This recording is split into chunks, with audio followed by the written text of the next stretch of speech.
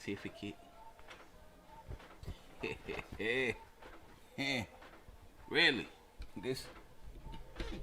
So this what we doing for the love series today, huh? Really? Really? This how this going down.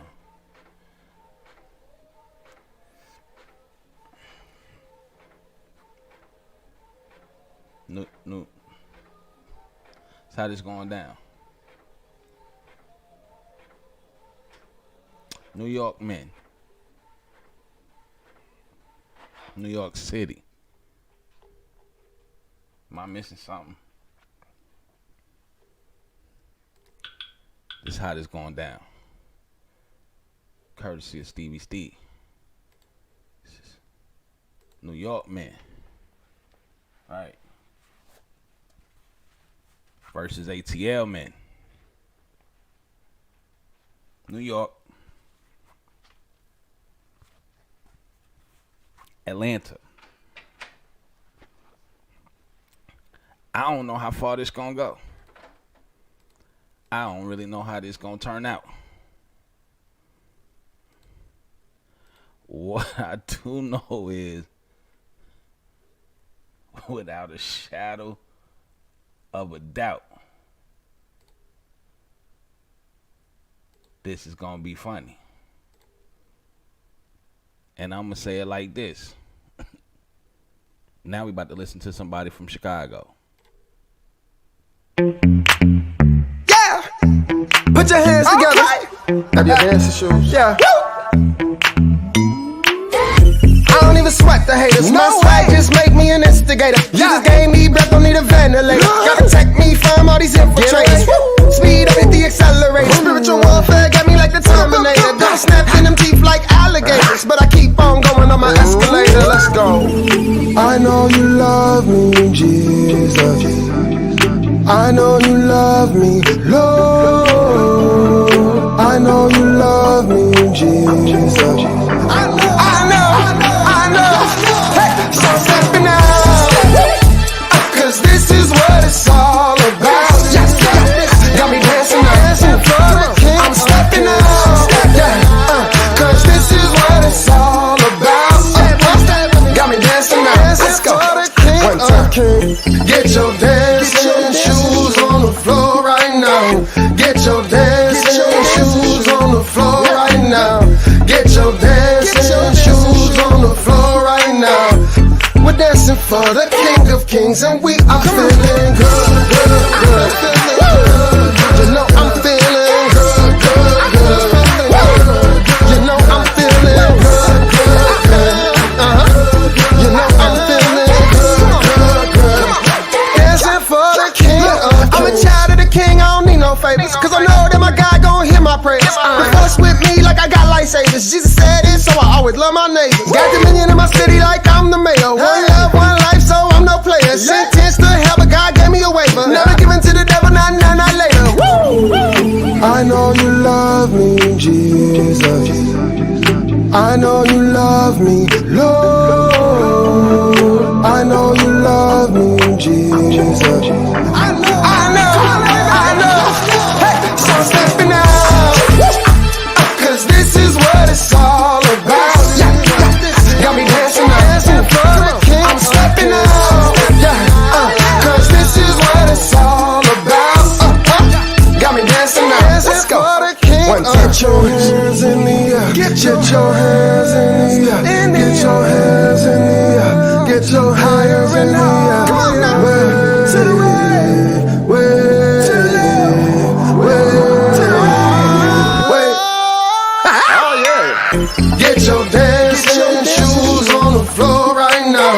Get your dancing shoes on the floor right now. Get your dancing shoes on the floor right now. We're dancing for the King of Kings and we are feeling good. You know I'm feeling good. You know I'm feeling good. You know I'm feeling good. Dancing for the King of Kings.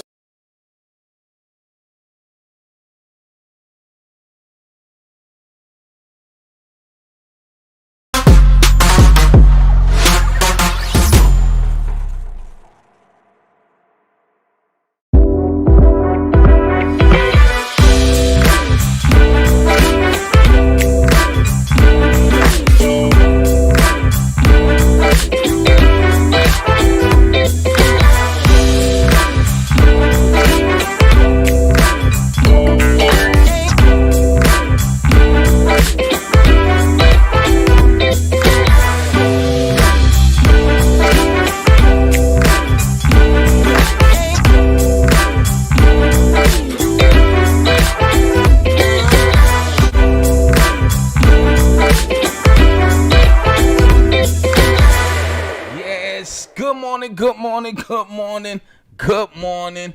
Good morning. Welcome to the Wake Bacon Coffee Morning Show. I'm your host, Georgia First Black Governor, along with my lovely, beautiful, wonderful, precious wife, Mama Quita. It is Thursday, ladies and gentlemen, so y'all know what time it is. It is the Mama Quita Love Series. Yes. And as Steve would say, we would need a drum roll. Mama Quita will be in shortly. She has some things to take care of this morning. However, let me just first start off saying I got to give all honor and praise and glory to my Lord and Savior, my Heavenly Father, Jesus Christ, who's the head of my life, this show, my wife's life, our children, everything that we attach to. So we're grateful to be here on this beautiful day here in the ATL. Everybody give yourself a round of applause. We thank y'all for tuning in and rocking out with us. Good morning, Erica. Steve, I see you. I see your topic plastered all over the place. Facebook, YouTube, Periscope. Good morning. How's everybody doing? And how is all the Facebook groups doing this morning? Big Juice, I see you over here on YouTube, Facebook. I see you in full throttle and in effect. How is everybody doing this morning? Yes, I thank God for each and every one of y'all that's in here. Thank God for family, friends, trolls, strolls, the foes, and everybody. We invite your friends in. Let's have this discussion. Oh, this is going to be funny today. We're going to take it to the ATL. Or is it New York? Now, I don't want nobody leave here with their feelings hurt. Okay? We just having a discussion, doing a comparison. So to the ladies. Ladies. Hey, mama. Ladies. Let me put you up on game. Ladies. Wouldn't be no New York if it wasn't for Georgia now. I just thought I'd let you know. I'm just going to throw that out there. But however, whichever way you decide you want to go, whatever rocks your boat. Gov, have you ever seen Tyler Perry Studios? I have. He bought my land. That's okay, because I'm going to buy it back. NYC, hands down. Steve, have you ever been to Atlanta? Because I lived in New York for a long time. Good morning. Did I say good morning to my mom? Good morning, Mom. Now, Miss Erica is in the building. Miss Erica, we going to ask that you be honest today.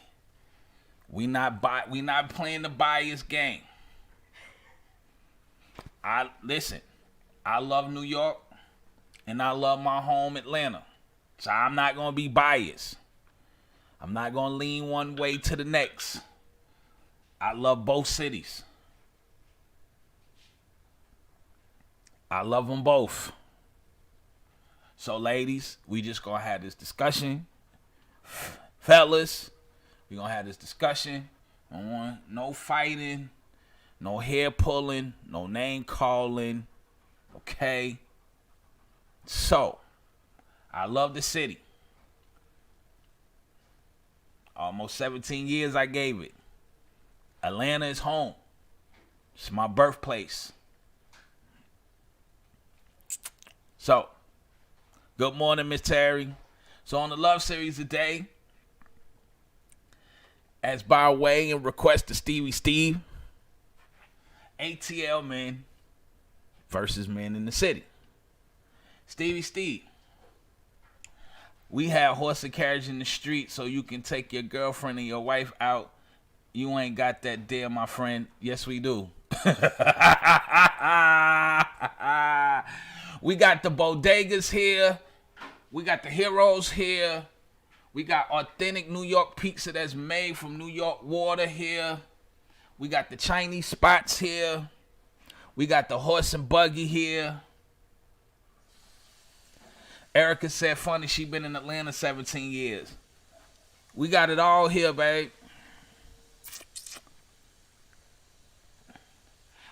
Big Juice said no weed pulling either. I forgot that, Big Juice. My bad. Right. Listen. We got it all here. It's here. Now you just got to know where to find it. But it's here. It's here. And New York ain't doing too great right now. You know, y'all got a lot of dummies in charge. Well, I can't say, yeah, so do Atlanta. So I guess we even in that department. I guess we kind of even in. Well, nope. Our governor is smarter than your governor. The mayor of Atlanta and the mayor of New York City, they ain't too bright. But that's another day, another debate. You know, you can't talk about Keisha out here because black people get upset. I got relatives that work for her, but I really don't care. She ain't too bright. But our governor is smarter than your governor. You don't have the tallest buildings to take your loved ones to see. Actually, we do. Actually, one of the tallest buildings we have here actually has a restaurant on top that swings around in a circle so you can see the entire metro Atlanta area. It's called the Sundial Restaurant. And it's a little pricey, but it's a great place to take a loved one on a date. And you can go and you can sit down and they put you next to the window. And then you'll be looking at Stone Mountain. And then the next thing you know, you're looking at the King and Queen buildings, which is also very tall here and very known and recognizable. Also, Steve, Atlanta has, so did we before 9/11. Yeah, we're sorry. I was actually supposed to fly back to New York on 9/11. So,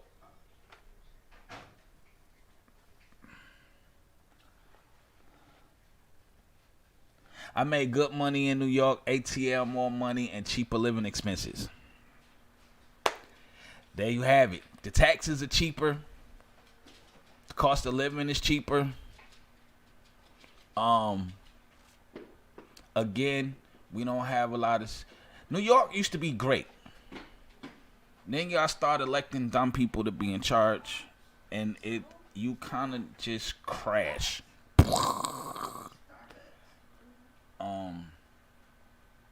Like boom. But for all in all though, Atlanta is well known. I don't know about that kind of date. She might leave me after that.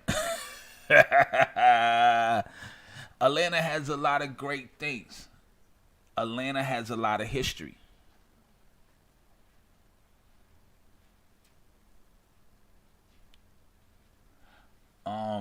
Believe it or not, Atlanta has always been in the spotlight for Hollywood.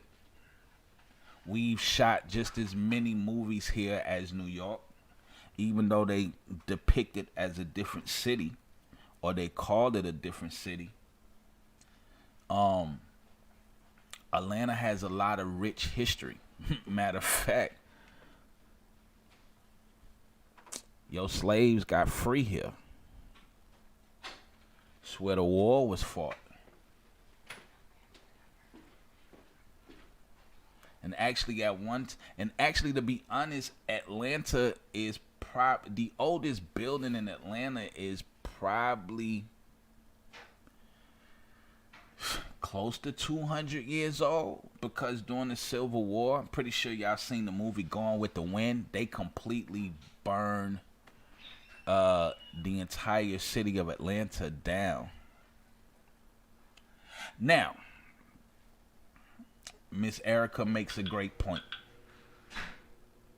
You do kind of miss the directness of New York City. I actually kind of miss the convenience of the city. I do miss the directness, but you have that here. It just depends on who you deal with. See, I deal with a lot of our light-skinned brothers and sisters who just gonna tell you like it is, and I like them. Atlanta does have nice homes, though. I see how y'all be living sometimes.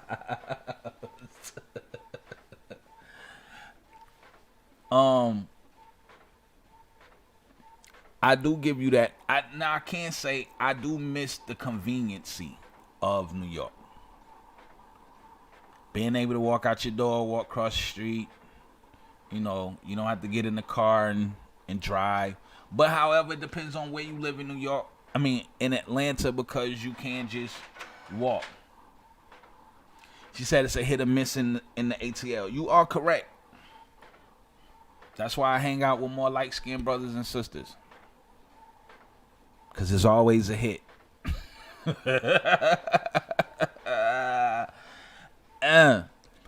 Now, Atlanta is a melting pot of the country, the way, and of the world. They're both a melting pots. Good morning, Pastor McDuffie. How are you? Now, Atlanta and New York are both melting pots of the world. Everybody from every race, every kind, every creed is here, just like they are in New York. Everybody has their own area here, just like they are. Now, I do miss, like I said, the heroes. You have to know where to go. We got a couple of bodegas here.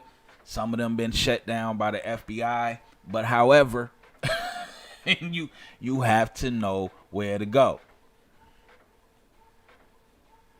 That is the only kicker about Atlanta. We're close, but we're spread out. We have great elbow room here. Our traffic is horrible, but so is New York's. And Atlanta is a great place to raise a family.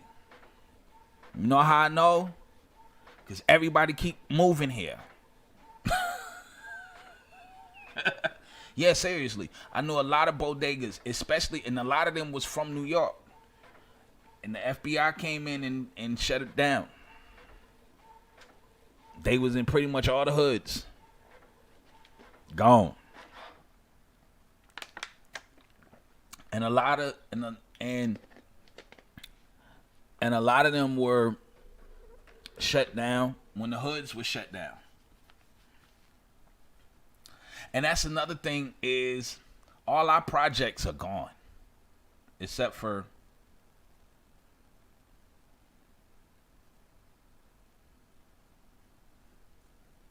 pretty much all our projects are gone in Atlanta. Now they're just turning other neighborhoods into projects.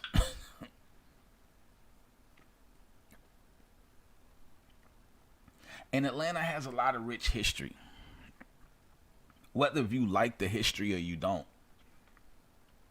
We're vast in history. We're connected to pretty much everything that has taken place in this country. A bodega is like a corner store where you can get sandwiches, you can get hot sandwiches, you can, it's pretty much like a deli inside of a store.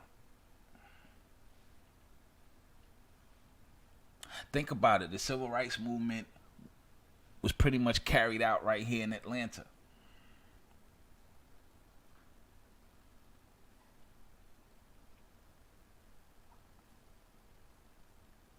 Some of the greatest historical black colleges, some of the greatest people, our civil rights leaders, went to the schools here in Atlanta, preferably the one I went to, Morris Brown, before they closed it down, which that was a school that should have been saved. But that's another show for another day.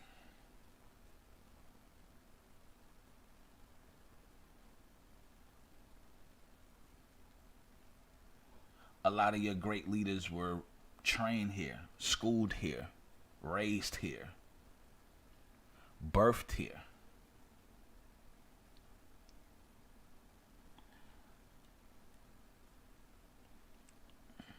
The attitude to push back and push forward was birthed here.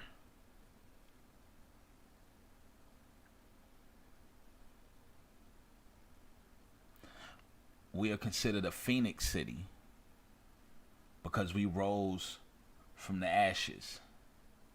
Big Juice said, oh, that's the store that says hurry up and buy and get out. No. No, sir. Not really.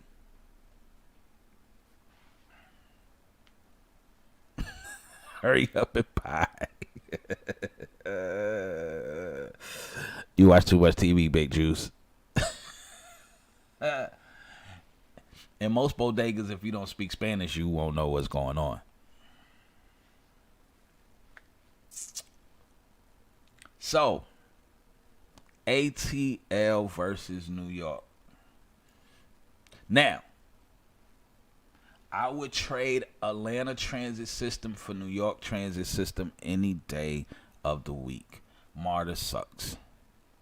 Atlanta public transportation sucks. Oh my God, it sucks.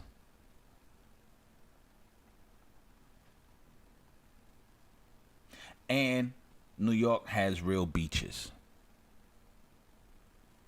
We got one that they made for the Olympics.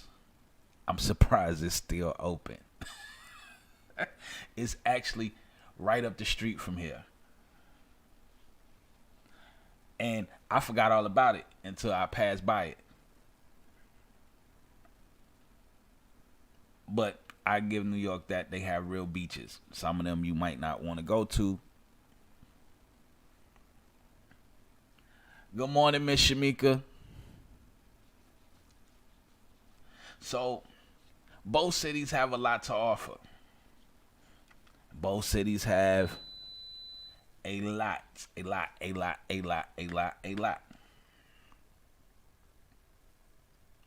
But Steve asked for the comparison of the men. I don't know why. It's going to be kind of hard to say because rarely do we have, well, you have Miss Erica. Miss Erica has lived, well, she's from New York. She's lived here.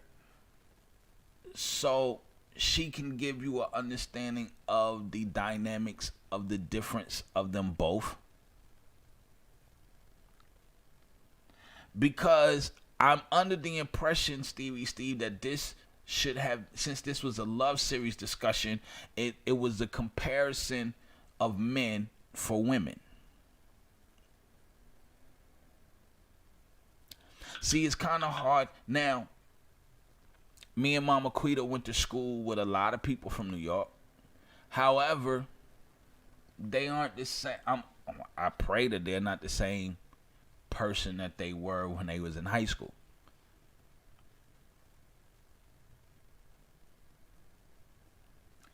Is the 50 Cent beach in his movie a real beach? You're talking about Coney Island? Yes, that is a real place. Yes, that is a real place. So, Steve, since you sparked this love series, give us more detail of what you're trying to accomplish or establish in the difference between ATL men and New York men. Born in New York and from New York is different. You're absolutely correct. Because my oldest brother was born here in Rome, Georgia. But he's lived in New York since he was like 4. Now he's 44. Good morning, Mama.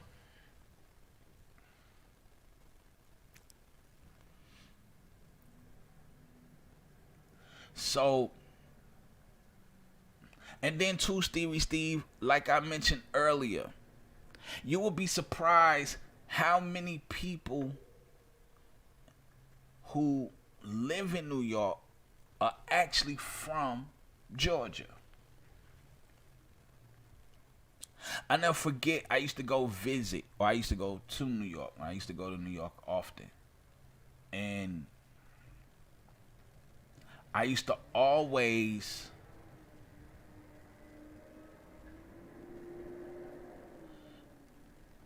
I used to always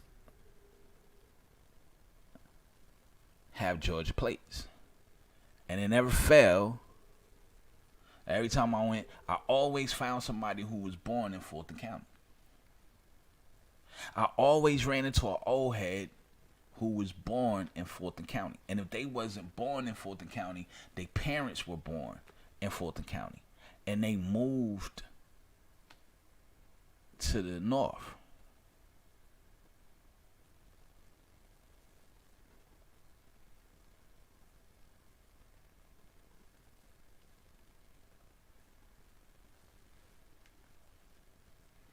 Well, I moved back home when my house burnt down in New York. Atlanta is my home. New York became my second home when I was really deep in the world. However, when my house burnt down, because when I had moved back to New York, I was only planning on coming back to Atlanta to visit. I never really had plans on moving back to the city of Atlanta. However, like they said, if you want to make God laugh, tell him your plans. And he will get a great chuckle because he has different plans. So, when my house burnt down in the city,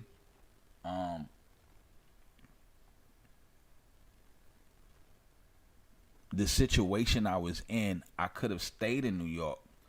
However, because of the situation I was in, and because I always was trying to be a man of my word, my mother told me sometimes that would get you in trouble because you would look out for others more than you look out for yourself. So what really prompted me to move back was I was more concerned of other people's well-being because I had gave them my word to do something. So it prompted me to move back to New York because they couldn't go back to Jersey. Or they probably could have went back to Jersey. They chose not to go back to Jersey. And my brother's wife was the typical Puerto Rican woman. And she was like, I got you. Because you family. But them other folks, I ain't got them.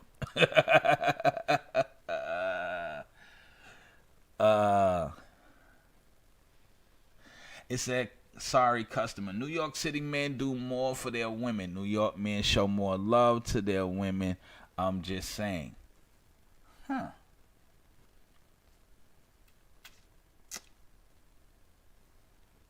Really? Really?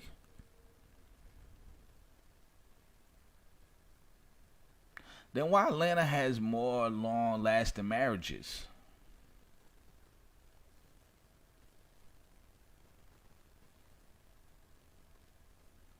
Are you sure about that?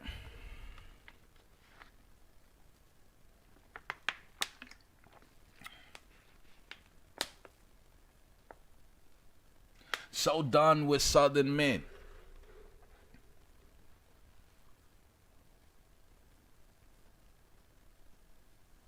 That's not true. We can pull the statistics if you want to.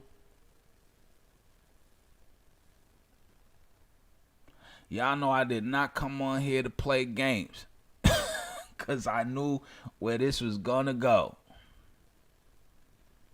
You want to pull the records? Because more Southern women settle. Ooh, boy, I can't wait till Mama Quita get back in here. So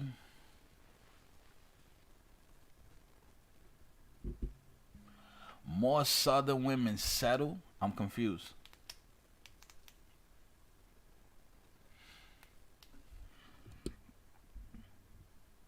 Because I would think it's the opposite. There are a lot more battered cases north than south.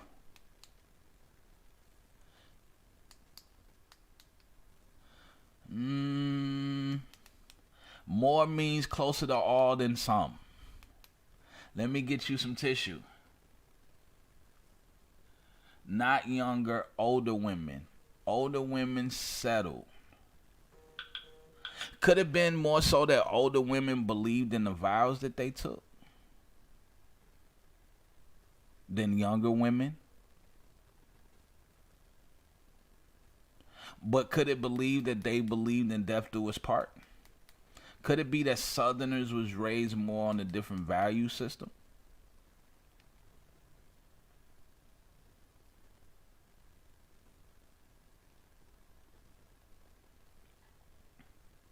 So instead of just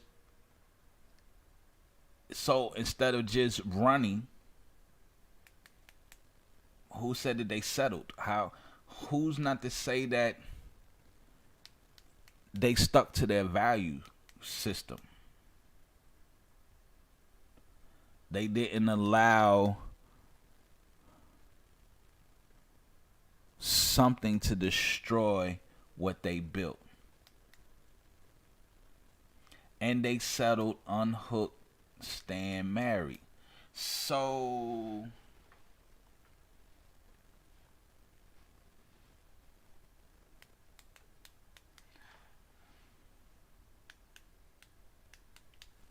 Southern women settle. So what do Northern women do? Since Southern women settle,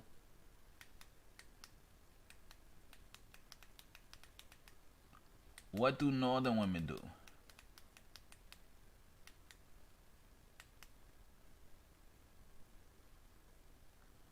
Northern women tolerate more? Won't that be the same as settling?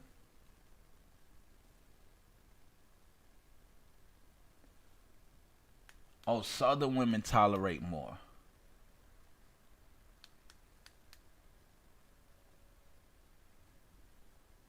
Meet some of these Southern women you talking about. So Northern women tolerate more, but Southern women settle. I'm confused. Wouldn't that be the same thing?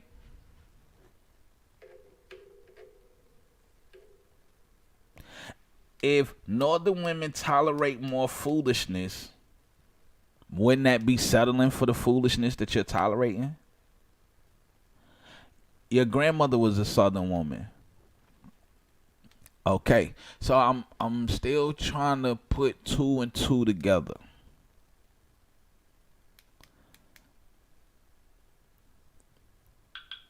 So if you said Northern women tolerate more, wouldn't that be the same as settling?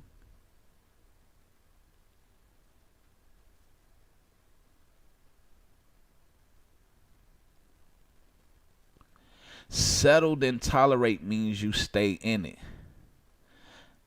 No, I'm not confused. Because to tolerate something means that to settle for something means that you're tolerating what you're taking. Wouldn't that be the same? So if I was a woman and I was getting the brakes beat off of me and I tolerated that and I stayed, then I settled for the beater to be abused? Isn't that the same? That's pretty much the same thing. So that would mean that because you tolerate it and they settle for it, y'all still accepting the same abuse. So I'm confused.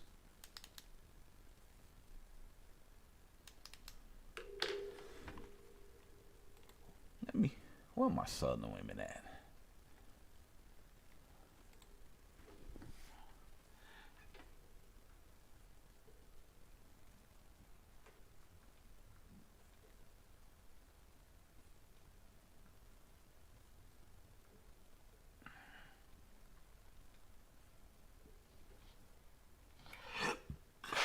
introduced me. 17 years in the South, 27 years in New York, 5 years as a child in the South. But you can't settle, they married, tolerated, and stayed. But you're still there. That's the point that I'm making. That means it wouldn't be any difference. If I settled to get my behind beat, or if I tolerated getting my behind beat, then I still stayed. Let's not go in that direction. There's domestic violence anywhere. No, I was just using that as an example. To say that to tolerate something and to settle for something is pretty much the same thing. Because if I tolerate you disrespecting me, then I settle for it. If I didn't tolerate it, then I would leave. To tolerate something means that you would settle for it.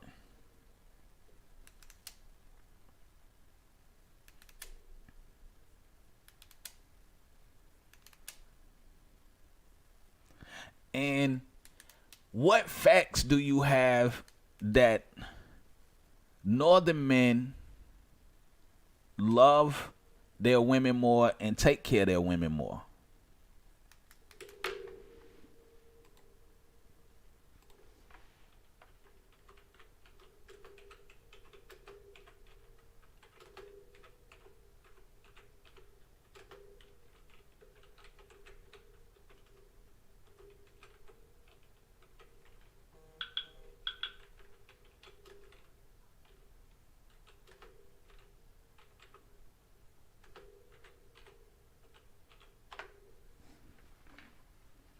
Facts in general.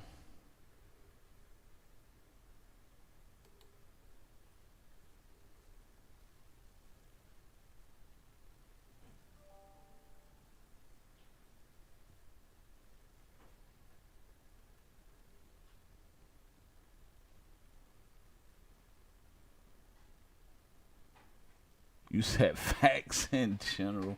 I've never experienced that. Good morning, Miss Blackmore.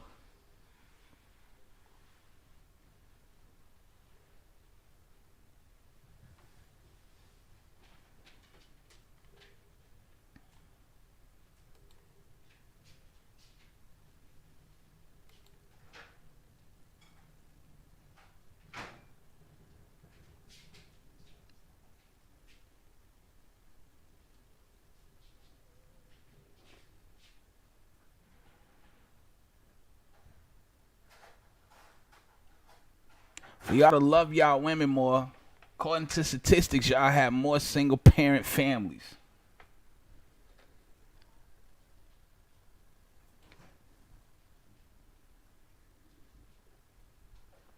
In the nation.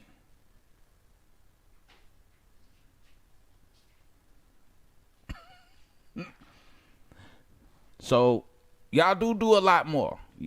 Y'all leave them with more children.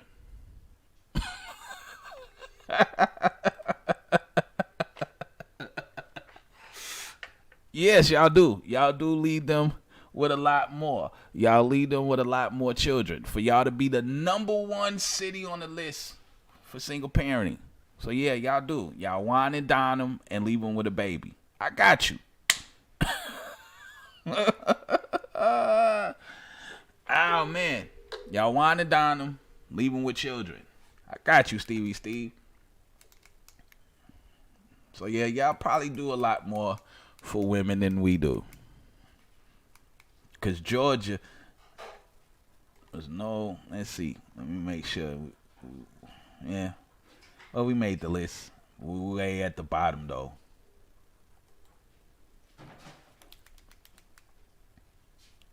We have more people in New York.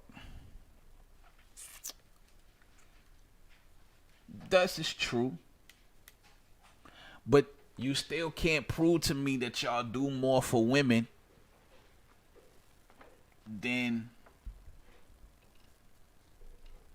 we do.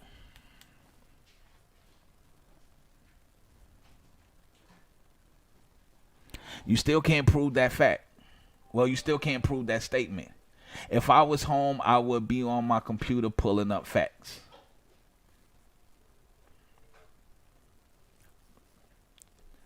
I mean, you made a blanketed statement that Miss Erica supported you on. You said New York men do more for their women. New York men show more love to their women. And she agreed. She said Southern women settle, but New York women tolerate. So I asked what was the difference between settling and tolerating. Matter of fact, let's ask a third party that's neutral in this conversation. That would be Ms. Blackmore. Ms. Blackmore, is there a difference between settling and tolerating? Because her exact words was, Southern women settle so they marry. Northern women tolerate and stay. I want to know, is there a difference in that comment?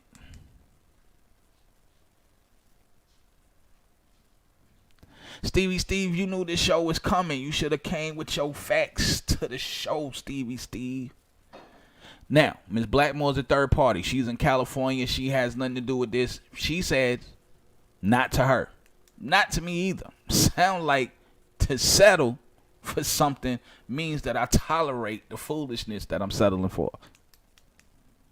Now, I could be wrong. Now, my mother is a Southern woman. I've never seen my mother settle for anything, especially something she wasn't willing to tolerate. For every man in New York, we love 3 different women. That's more love than you guys can give. Well, probably because in the South, we're told that you should only have one.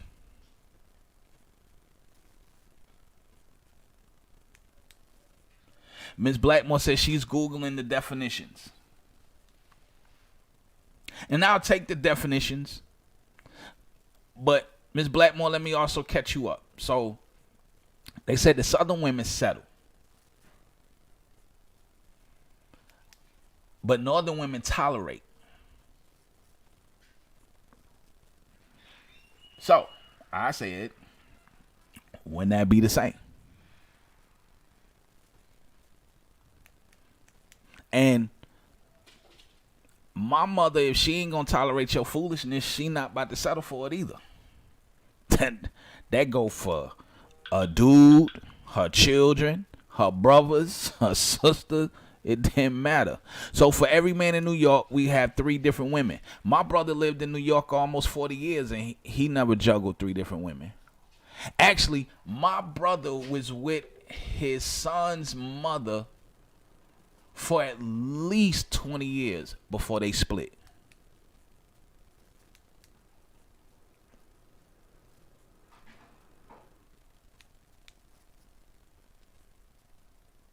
Bringing your mama in on this is just wrong. No, my mama come on the show every day. I'm just saying, you said New York men love 3 different women. I'm going to take it that means, Miss Blackmore says by definition, because I got to, until Mama Quita get here, I got a third party that is not from New York and not from Atlanta. Never been to neither one. Well, I ain't gonna say never been, but she's not from neither spot. So I asked Miss Blackmore about the settle and tolerate. Miss Blackmore said she was gonna look up the definition. She said via the definitions, settle means to resolve an argument. So there was a problem. It got resolved, and they stayed together. But now, Stevie Steve, how can you equally love 3 women? Somebody is going to get more time. Ms. Blackmore comes back with the tolerate definition. Tolerate means to allow the existence or issue to take place. Good morning, Miss Sheila. So to settle means to resolve something. So Southern women know how to resolve a problem. To tolerate means to allow the existence or issue to take place. These ain't my definitions. These are the definitions of Webster. So, Southern women know how to deal with it. They know how to nip it in the bud, resolve the situation, so they gonna settle. And to tolerate means that you will continue to allow the foolishness to take place. My mama said down south, we don't take no mess. And they don't. I ain't never really met a lot of Southern women who deal with a lot of foolishness. You have a selective few. Miss Blackmore said, good morning, Miss Sheila. You have a selective few. But most of the Southern women I know beat brakes off of you. They not gonna tolerate anything. You said I would never disagree with your mama. It's okay, Steve. You, as the shirt say, we can agree to disagree.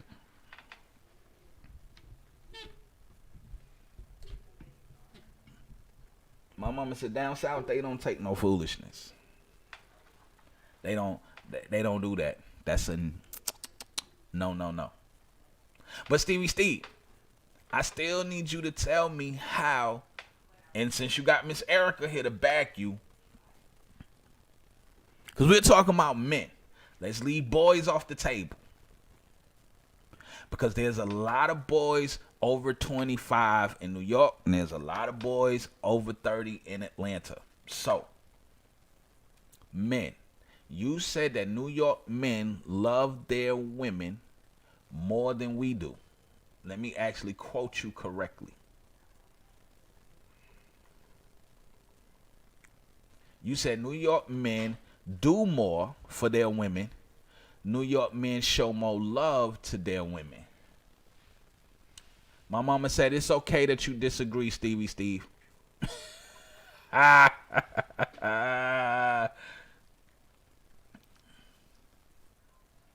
They can argue and not be resolved, and because they tolerate, they continue to deal.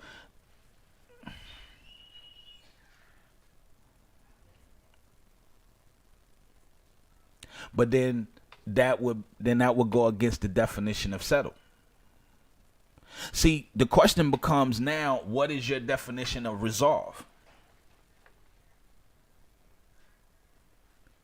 You did. You agreed with Steve. Soon as he said, you jumped in and was like, yep. And then Steve just poured more gasoline on you.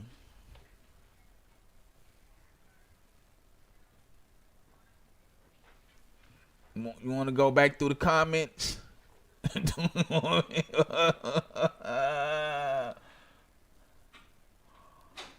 Steve took it as you agreed with him and ran with him. And the way your comments came in, that's how it would look.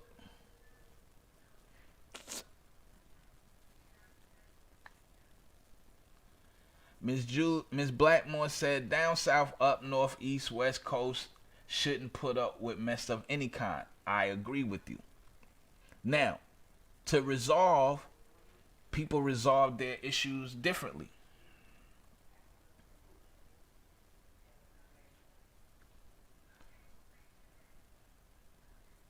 So, my resolve may be not to have the argument at all. You said what you said. I said what I said. Let it be as it may. We can agree to disagree, and we move on.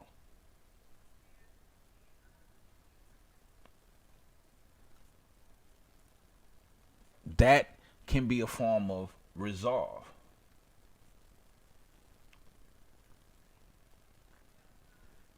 Every relationship is different. The way me and Mama Quita conduct our relationship, I can't say that anybody else can conduct their relationship the way we do. Because everybody relationship has its own dynamics. A lot of issues don't get resolved. They just settle and deal, yet still unhappy. But that means that they tolerate by definition. So by definition, they just tolerate the issues. If it doesn't get resolved, then it's not settled by definition. That means that they tolerate.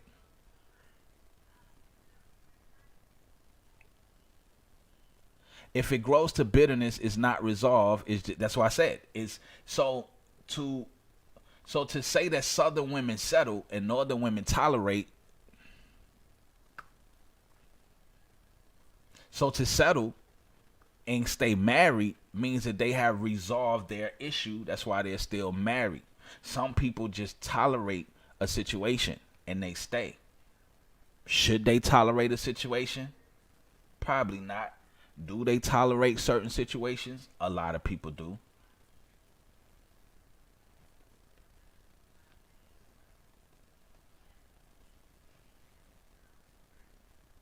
So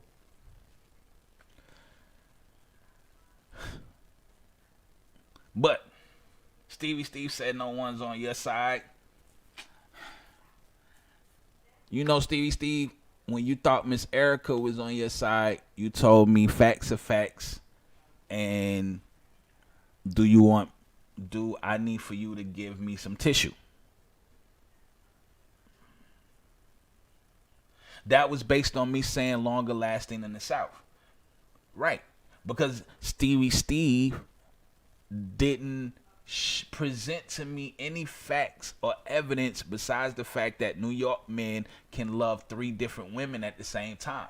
That's why New York men do more for their women and they love their women more because they got 3 of them.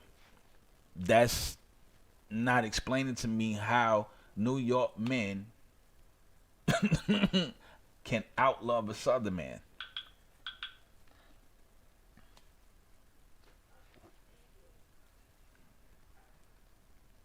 That's all. So I just wanted to know. Because he said for every man in New York, we love 3 different women.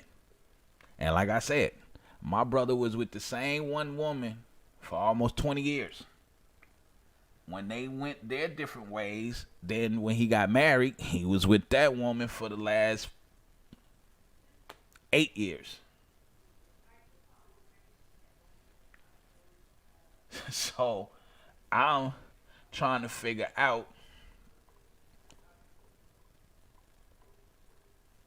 how can we prove that New York men do more for their women when statistically show that New York has more single mothers.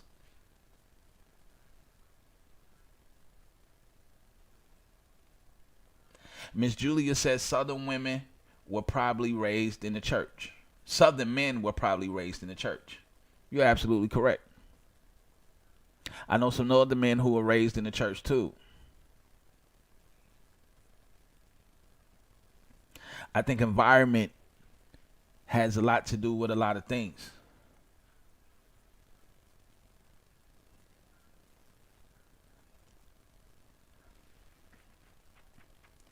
And again, Steve, a lot of people who are in the North were raised by Southern parents.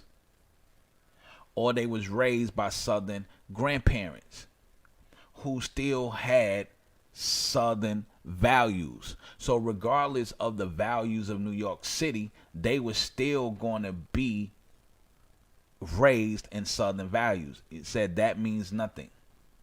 Right, that's why I said environment matters probably more than people being raised in the church. But what I'm saying is a lot of people in the North were raised on Southern values.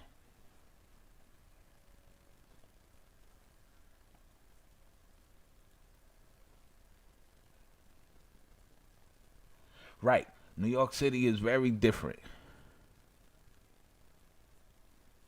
And stay and behind closed doors, hot mess. Huh?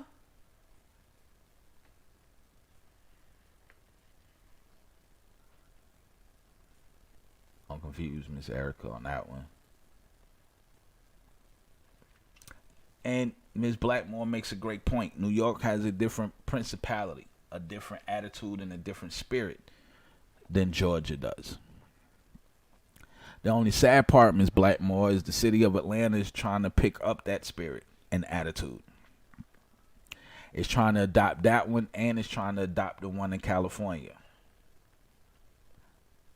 The only difference is, like I said earlier, our mayors may not be that bright.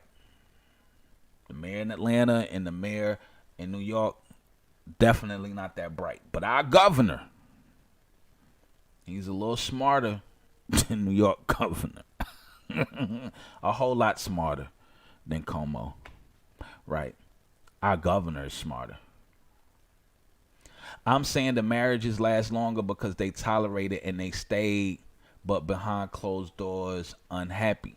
I'm not disagreeing with that, Miss Erica.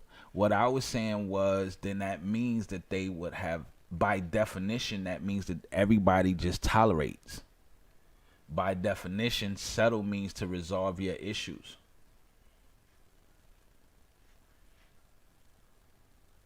Georgia is a Christian state. However, Metro Atlanta is predominantly Democrat. So right in the heart of where a lot of people piggyback off of is heavily Democratic and stupidly ran. Good morning, Mr. King. And this was the reason why Georgia was so easily to turn blue, because majority of our voters live in Metro Atlanta. I pray for Georgia every night. I needed to turn back red, or I'm moving to Texas.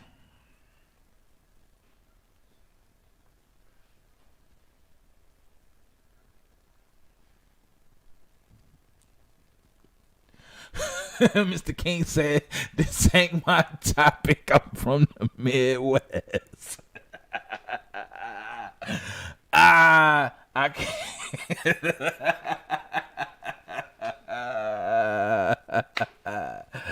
Ow. But Mr. King, I'm still waiting on Stevie Steve. See, Texas or Northwestern or Idaho. I'm going somewhere besides here where I can tell you if it don't work out. We show more love to women. Don't need facts for that. You gonna have to prove that. You will have to prove that. I will have to see some. You will have to. I would need at least 5 to 6 women say, "Hey, I dated men from New York, and I've dated men from Atlanta, and by God, New York men treated me better, loved me better, gave me more." I would need that. And then my question would be, who are you married to? Because if you're not married to somebody from New York, then that kind of really defeats the purpose of what you just told me. You have. That's 1. So I need 4 more. Yeah, you got to prove it because it's like the same everywhere, just different lingo. That's it. We are more passionate than you guys. How do you figure that when some of the greatest songwriters came from Atlanta? The music that you sing came from the South, came out of Georgia. Some of the greatest love stories ever told in Hollywood was written by people from Atlanta. See, I told you, Stevie Steve, I came on here well prepared. Google is a great tool.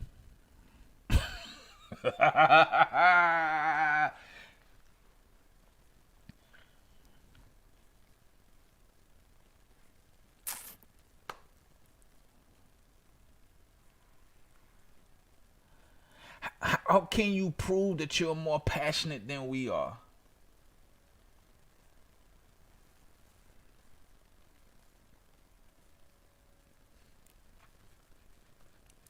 I'm not talking music and make believe. I'm talking real women. No, but again, how? Not even Martin Luther King. The city of Atlanta, our colleges have produced every black leader you know. Our colleges have produced some of the greatest film people you know. So in order for you to be passionate, something draws you to that. You eventually are going to use a song. You're going to use a line from a movie. It never fails. So again, how can you prove that New York men are more passionate than men in Atlanta?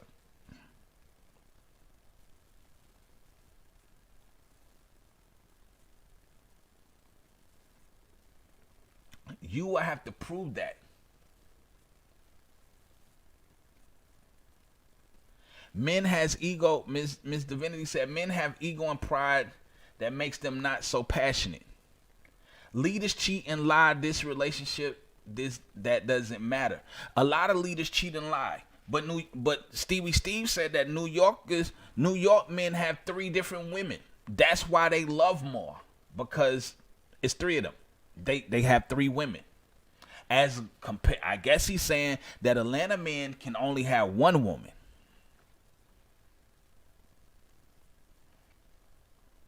So leaders cheat and lie, which is true, because New York governor just got caught in a big sex scandal, and so did Harvey Weinstein, which is a native New Yorker. I'm just saying, right?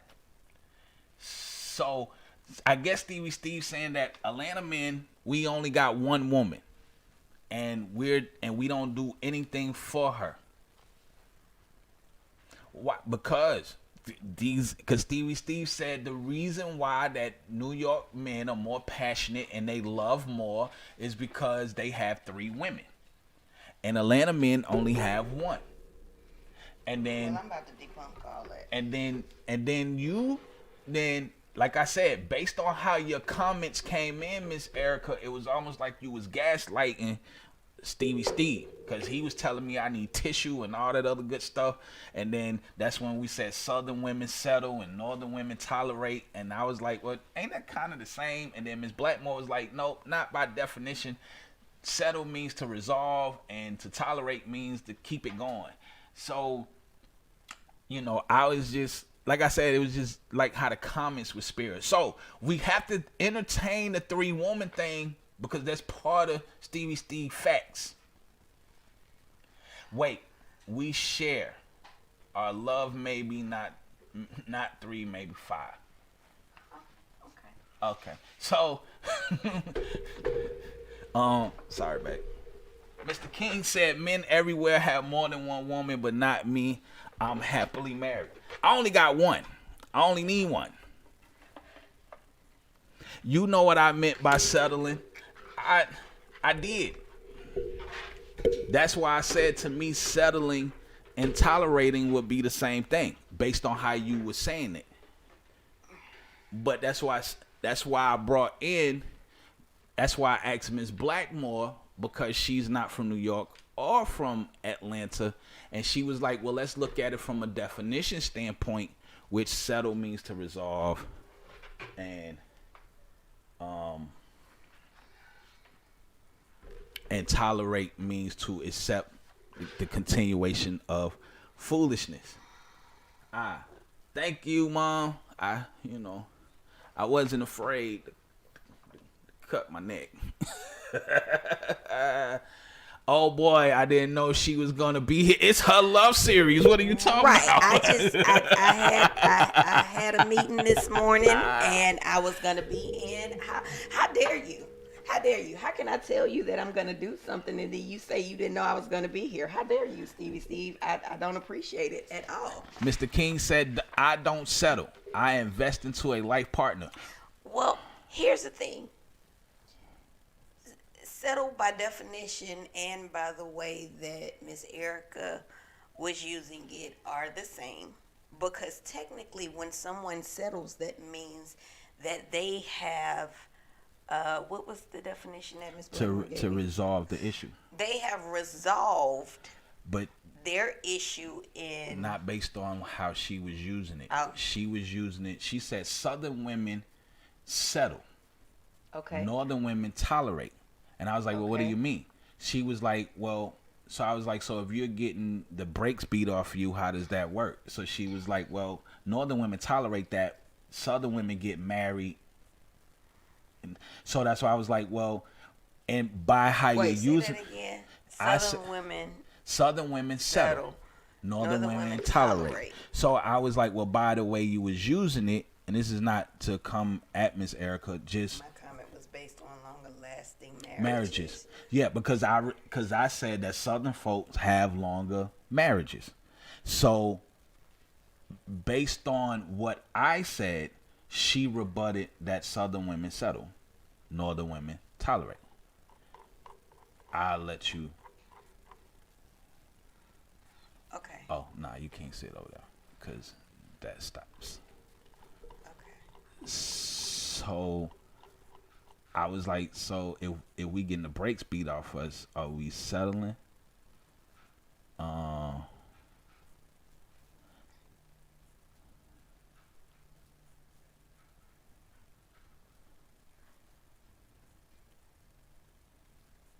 Well, why are you looking for that? Let me give y'all a little bit of facts between Atlanta and New York. So how about this? So you can catch up, because like I said, so you know, we'll take a quick break. No, I'm gonna give y'all some facts, and then we'll take a quick break, Okay. and then I'll go back and catch up and figure out where y'all at. You said Southern women cook better. Yeah, I give you that. That's not what I said about settling and tolerating. You don't get itis in New York.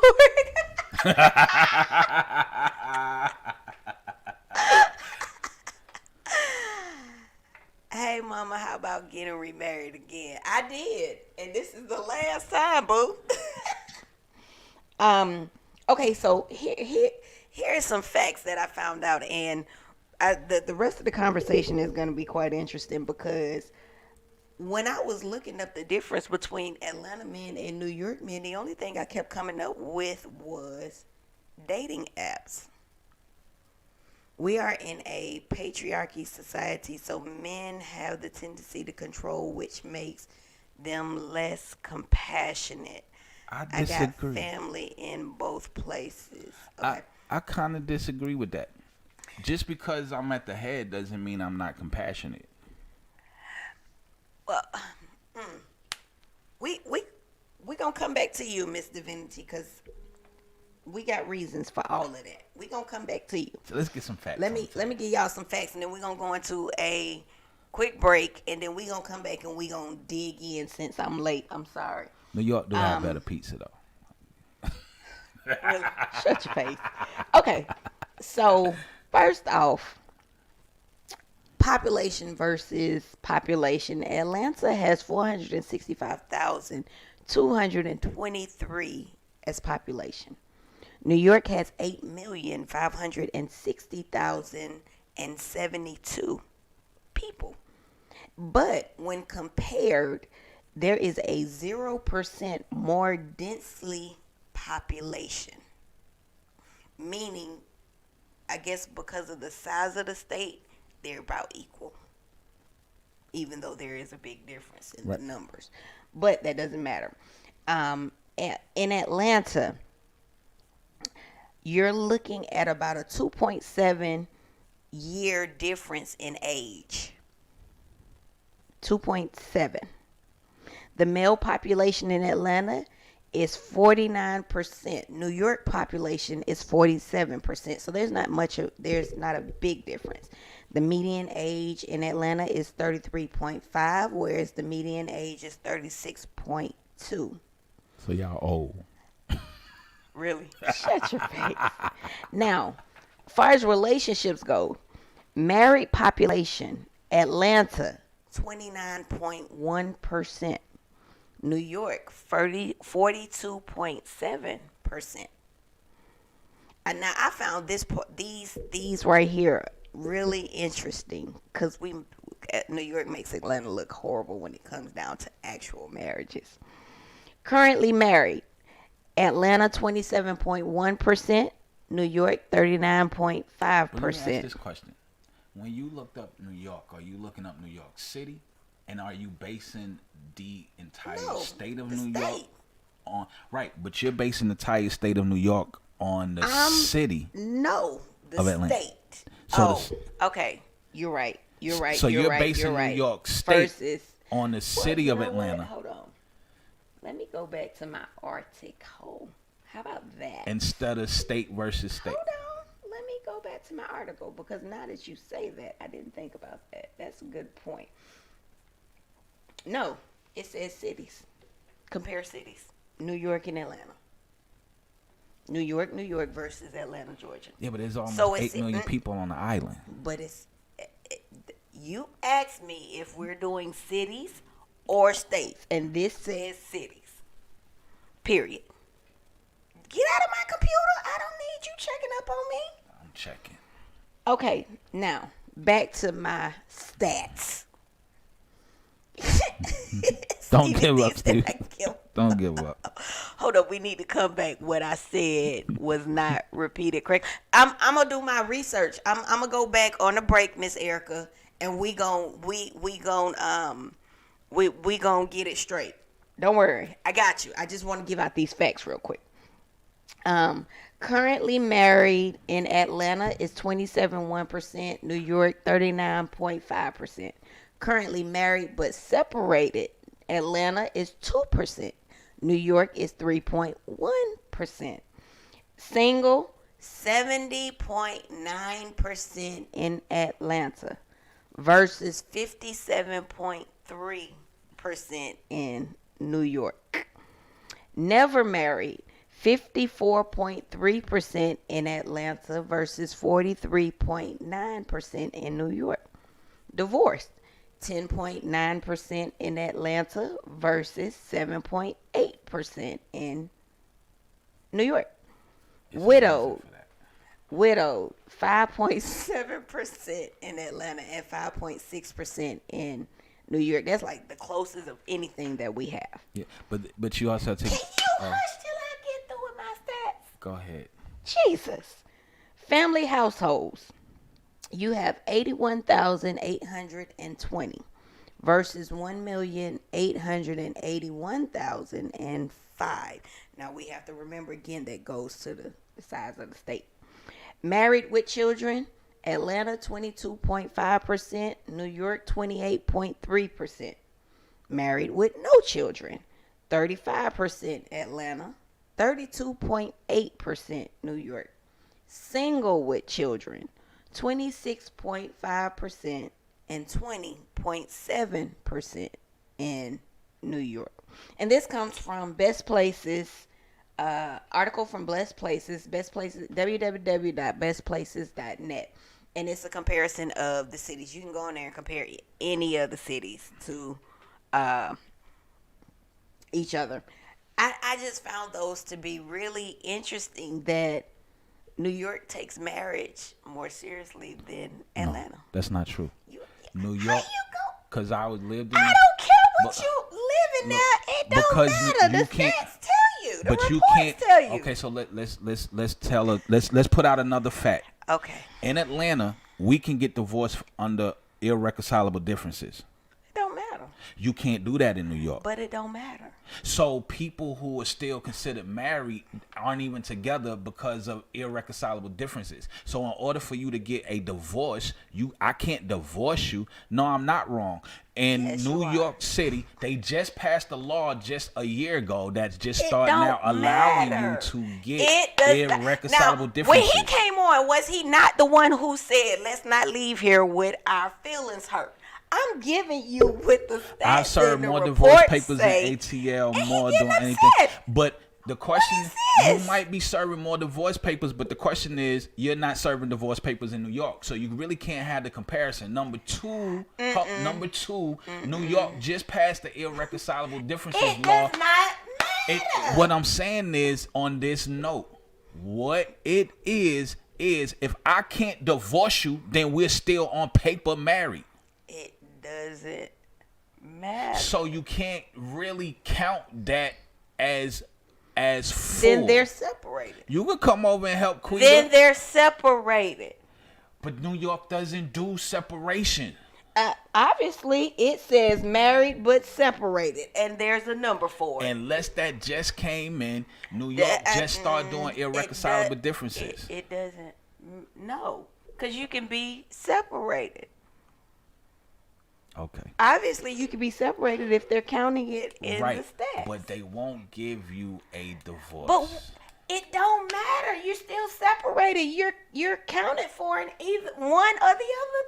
One of the two categories. Y'all just you about to make me upset. Y'all just start doing it. I don't care. You about to make me upset because this is supposed to be a non-biased thing, and you're sitting here getting upset because I'm not getting upset, and I'm not being biased. My thing is, if we gonna bring no. We are bringing facts, and you just don't like them. Period. Let me go to Dollar Tree and get those tissues. I got plenty of tissues in the kitchen. So we're gonna take a quick break, let Gov get his mind together, because obviously he's on here to prove a point, and is really not going in his favor right now. So we'll be back in just a few minutes. Where we going? For you to get it together. That's where we going. That's where we going. Yes. No. Okay. We'll be back with more of the Wake Bacon Coffee Morning Show, live with Georgia's first black governor.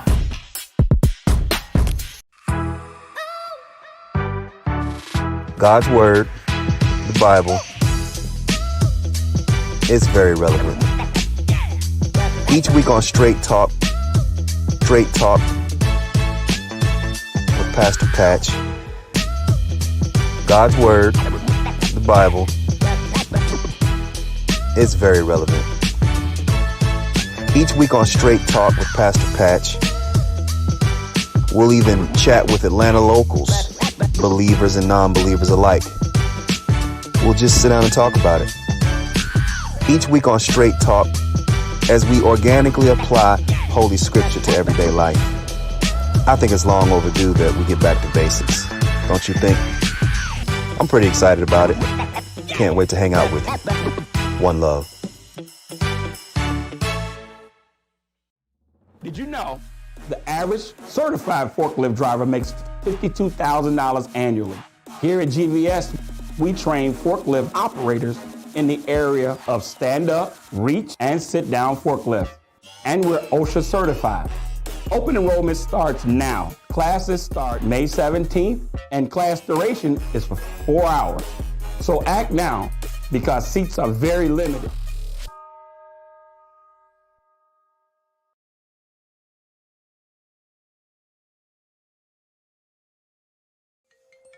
In 2020, so much has changed in the morning. The way we work, the way we communicate, even our commute. However, there's one thing that hasn't changed in the morning. It's still the best part of waking up.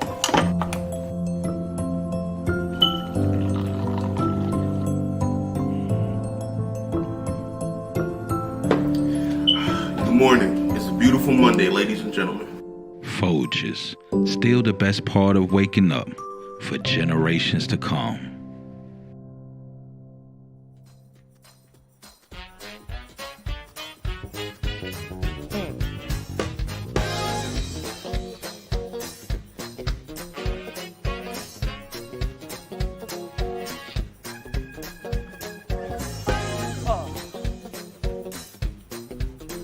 Walking down the street of Seoul with Korean soul. We're gonna sing about the war against Satan we're facing every day. So the song goes like, I got joy in my soul, God is in control. I got Satan on my trail, but I'm singing all is well. He's attacking every day, but I'm watching what I pray. No matter the attack, I won't turn back. This means war. This means war. oh, this means war. that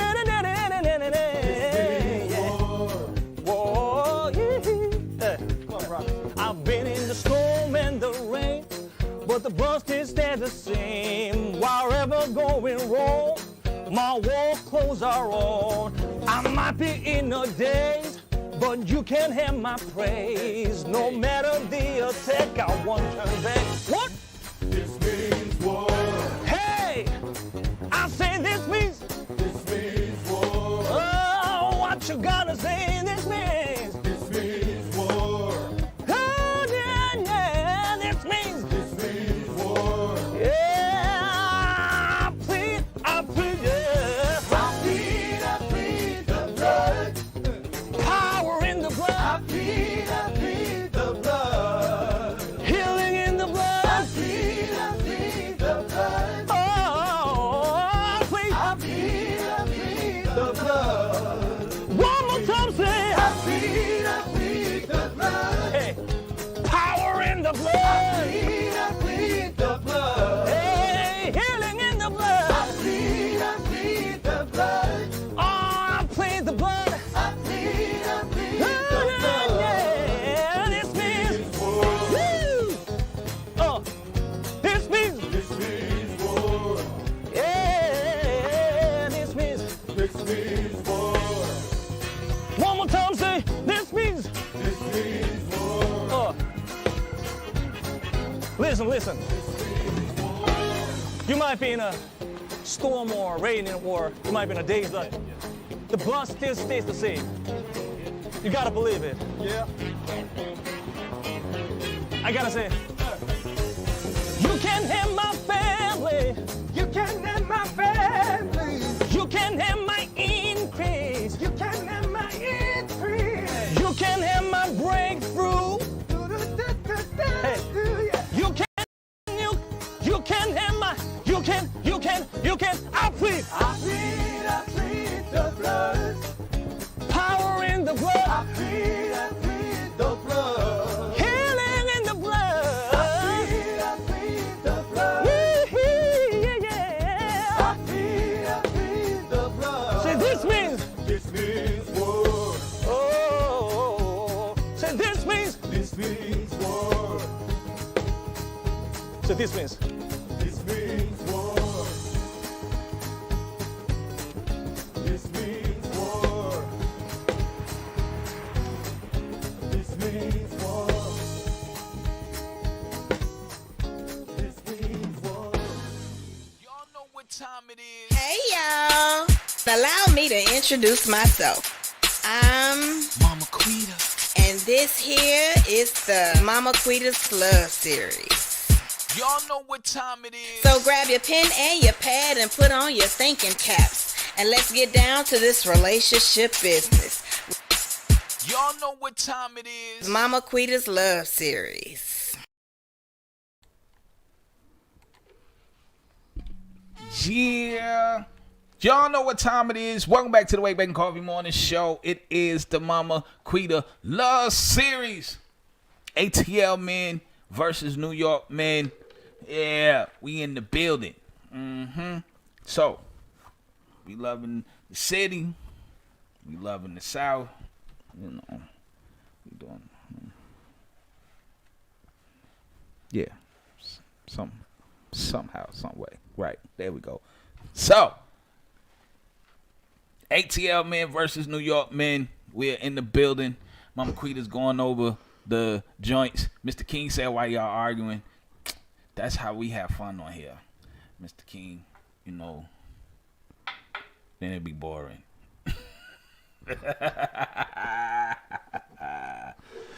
Oh my gosh. I'm reading these comments. These are hilarious. I told you it's funny. And now that the debate back and forth, Mr. King, that makes it even more funnier. Yeah. Steve said facts. So it becomes more funnier. Right.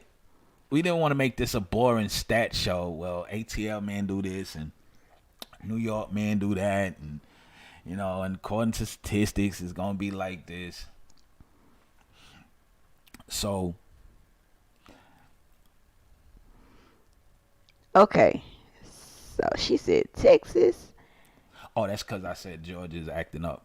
So I'm moving to Texas because Georgia ain't acting right. If Georgia continue to stay blue and we keep having these idiots and start looking like New York and California, time to go. Lord. Okay, so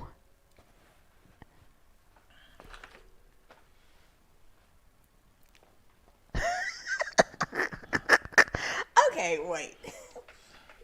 Men have this ego and pride that makes them not so passionate. That not all the way true. Okay. Most men driven from their ego and their emotions. Most of us come from highly dysfunctional homes. So when men get in their emotions, they come across very dysfunctional this way. Divorce rate is high because men won't open up and take accountability of their dysfunction no ways because of their pride. Interesting, Miss Venti.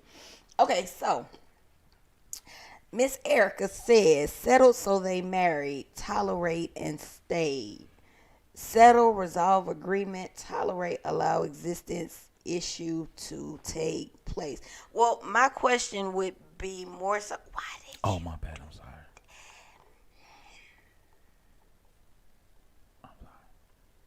I'm about to knock Cub out. Because he just be wanting to just do everything. I stayed there for a purpose. Right there. Wait. Move. Thank you.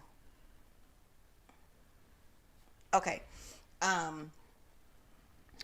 You said settled so they married. Tolerated so they stayed. And it sounds like you're talking about two different time frames. Settled so they married mean they settled prior to marriage. And then tolerated so they stayed, meaning they were already married and they tolerated and stayed because they didn't want to go back out there. So that's kind of two different time frames. But in essence, well, which means in essence, settle meaning should not have never married the person in the first place. Right. And I that's what I thought you were talking about. So there are two different dynamics going on in what she said. And a lot of women, I wasn't coming with facts, but there it is. There's definitely two different dynamics in what is being stated when she said that, because she's absolutely right. Anthony was saying, instead, settle New York woman, tolerate Southern women. That's not what I said. I asked the question, did you mean Southern women settle more and New York women tolerate more? That was my question. Okay, so, but either way, it's a different dynamic than what she was stating. Gotcha. And you're absolutely correct, and you're still correct. And I don't want to say this is, yeah, I can't say. Because of the way that we're brought up, Southern women do settle more.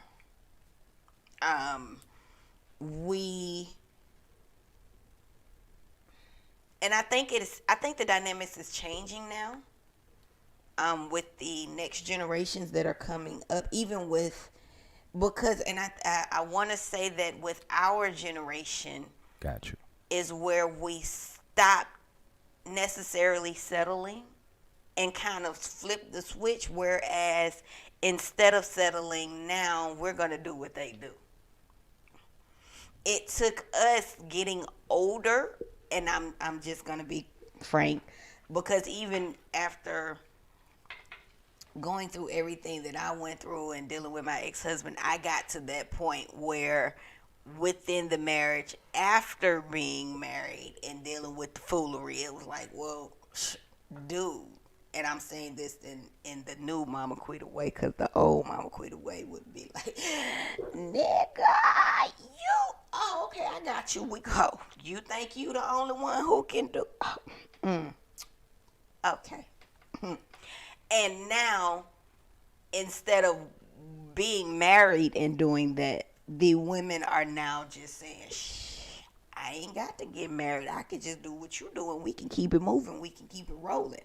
And since society has now made it okay to be the side chick, because I literally just saw a post yesterday or the day before, this chick came on and she was like, ladies, don't hate the side chick. Actually thank her because she's keeping your marriage together.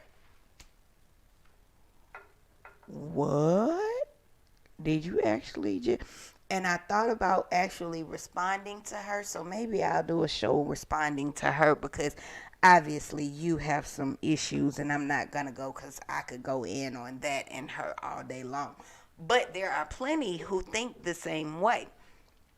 And they think that the side chick... Steve said amen.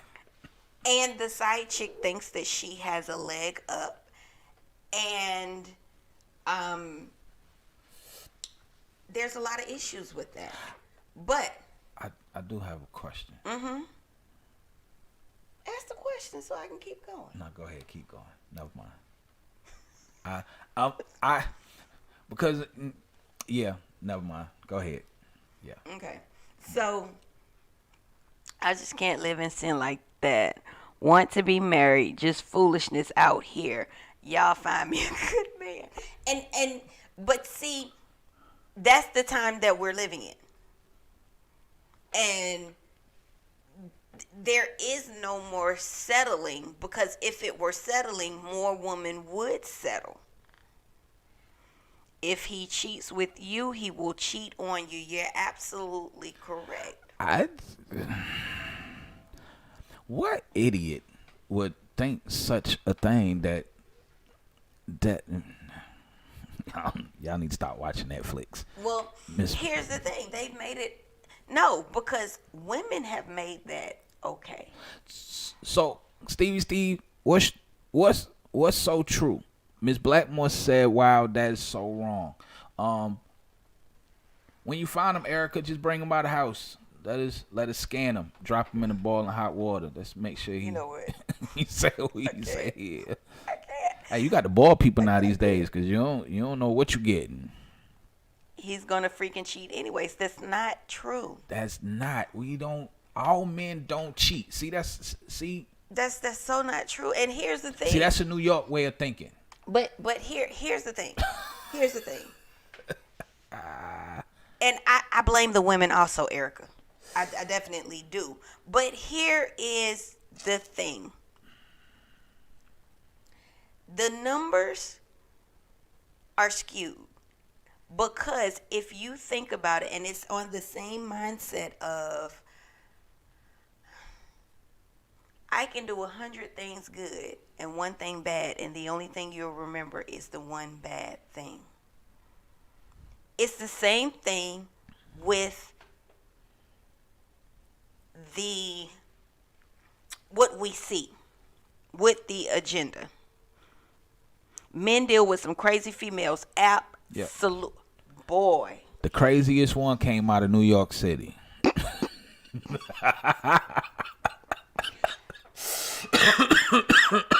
Man. And me being me, I had to learn it. Men and women cheat. Get over it. They do, but the thing is, it's not all. Right. Everybody wants to say it's all, and everybody wants to say that. And when we get into that mentality, we definitely make it okay. More women settle because they are lonely, and we've been taught to submit. And you're absolutely correct, Ms. Divinity. And that's what I'm saying. That mindset has now changed. It has definitely now changed, whereas women are no longer settling like they used to. I don't know if there's a difference because I don't come from New York. I wasn't raised in New York. I know a lot of men in the Navy who did not cheat. And that's the thing. It's a lot of men out there not saying all, just saying both. Right. I got you. That's the thing. Because it is more plastered. It's more out there. It's more to be said about the cheaters than it is to be said about the faithful ones. Right. We don't make a big deal about the faithful ones like we do with the idiots. But it's almost like men and their children. There are a lot more men and their children taking care of their kids than there are men who are deadbeats. But because the deadbeats get plastered, then then we concentrate on the dysfunctional men as opposed to concentrating on the men who are functional. That's right. Erica said, "Get married after 40. Better chance he done with cheating." Mindset. Just kidding. It's just. It's really about the mindsets, and it's really about if you stop sleeping with everybody, you'll figure out who's real and who's not. Even with that, you also have to take in consideration. I give you that. If you got to know the individual, then you would catch the dysfunction immediately. You would catch the cheating immediately. So you would catch the hurt people. Hurt people. If we stop following Netflix and BT and I got to sleep with Tom, Dick, and Harry or Jane, Mary, and Sue, and if I really sat down and we went back to, I'm gonna say it, if we went back to Southern godly principles where we courted each other, I court you. I don't stay at your house. You don't stay at my house. I can drop you off at home. I can walk you to the door and I holler at you later. I can court you. I can talk to you. I can see what you are. And we don't lay down with each other until you put a ring on it. If we can reinstate godly values back in America, then we won't have dysfunctional families. We won't have dysfunctional men. And if we had people in the family to stand up on values, then it wouldn't be the uncle that nobody wants to really tell on because he don't want to go to jail. No, we telling on uncle and we taking uncle out back, beat the brakes off of him, and then let the police pick him up from outside where we left him. Ms. Blackmore says, I blame it on the media, and you're absolutely correct, because dysfunction and foolishness gets the ratings. Well, you know what they say, if it don't bleed, it don't lead. Dysfunction gets the ratings. That's what everybody wants to see. They want to see the bad relationships. They want to see the fights. They want to see the foolery. I wait 2+ years at a time, and it's peaceful. That's it. Peace is not in. Like, anytime you're trying to teach people, we come on here, we try to give y'all tools and things to make you better. Nobody wants to hear that. Everybody wants to feed off the foolery. Because it goes against the narrative that they're bombarded and fed every day. Just like we was on here yesterday. Everything that we showed yesterday completely goes against everything. The narrative that is being constantly honed in on and that you see every day. She said, what if sex is bad after marriage? I promise you this. If it was meant for you to marry, if God was in the midst of that marriage and that was the one that he had for you, you would never have no bad sex. That ain't true. That ain't true. Bad sex can be in any marriage, but it's a matter of, no, seriously. Bad sex can be in any marriage, but it's a matter of being able to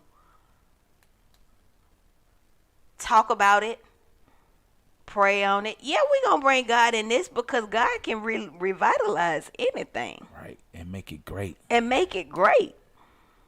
Because if not, then divorce would be super high. Well, that's why divorce is super high. But think about this, Miss Erica. You know, you got a coach. If y'all don't have it, you got to be able to be open and communicate and express. No, like that. But yeah, right there. Yes, Lord. Listen, even I ain't gonna say Miss Blackmore say dry bones come alive. That's it. Right. So I'm gonna say there might be bad sex after marriage. And Mr. King is right. Sex is emotional. My thing is, I feel that if God is in it, if this is the person that you're supposed to be married to, or you supposed to be with. And if God is in your marriage, God is in the completeness of that marriage. God made sex for marriage. That is the only reason. And he says it is very good. Right. He says sex is great. He created sex for marriage. And as a pleasure. Right. And as a pleasure for the husband and the wife. So if God created sex for the marriage, and if he's in the marriage and he's the foundation of the marriage, then I would have to say that the sex, it will be quite pleasant for the both. But this is the problem that I see, is because we have had other people, other partners that we can compare. We bring that into the marriage. So now it is, well, Johnny did it like this. So now you're comparing your husband to Johnny when you should be over Johnny. Johnny shouldn't even be a thought going into your marriage. A lot of the times also, even when you deal with marriage counseling, you should have repented and been washed clean of Johnny before you. But that don't change the fact that you done had that experience. Right. I know you had the experience, but at the same time, you will be less likely if, like I said, if God was in the midst. It's a different boy meets girl and they just run off and get married. My thing is, you are now bringing in the comparison. You gonna do that, brother? You go back and renounce and clean and all that too, because it's a physical experience. I'm sorry, but I don't lay up and try to compare. No, you don't. It's not. It's. You're not purposely laying up trying to compare, but there is a difference between once you've had good sex and you now having something that's totally different. Because what you need to understand, and I need everybody's ears to perk up right now. When you're in the world, depending on how far out there you are, you've tried some things sexually.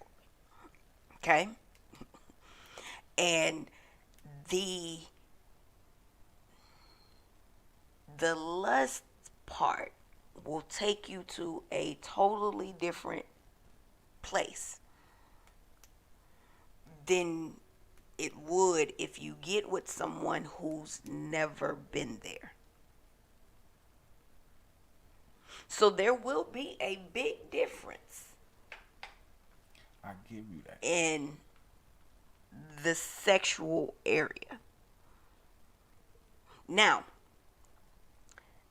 that's where coaching, being open and vulnerable with each other, and being able to express what you like, want, and that means that both partners have to be open to understand and be able to do certain things with each other. So this conversation should be had before the marriage.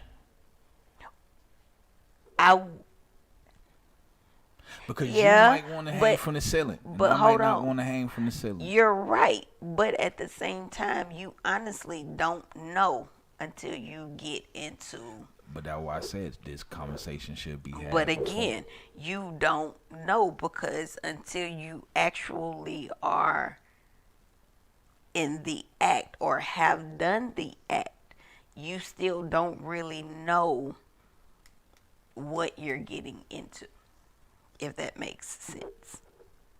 Ms. Divinity says, working out how many people have ever been unfaithful is challenging, not least because researchers are relying on the honest confessions of cheaters. As a result, estimates of infidelity can vary wildly and are often affected by how data is collected. At the higher end of estimates, 75% of men and 68% of women admitted to cheating in some. If you can't, if we go back to Southern Christian values. Well, here's the thing. Big Juice say, what's the difference between New York girls and Atlanta girls? They're Good. crazy. Southern women, they are all crazy. Across the whole globe. I've dealt with women from all over the world. One thing that all women have in common, I don't care where they're from, they have a slight little crazy in them. Every last one. And so do men. And so do men. And I've dated them from the Caribbean, from Northern Africa, Southern Africa, Australia, all over the place. It's just a matter of your upbringing and what I think it's just characteristics you have. Your upbringing, who you are, how you was raised.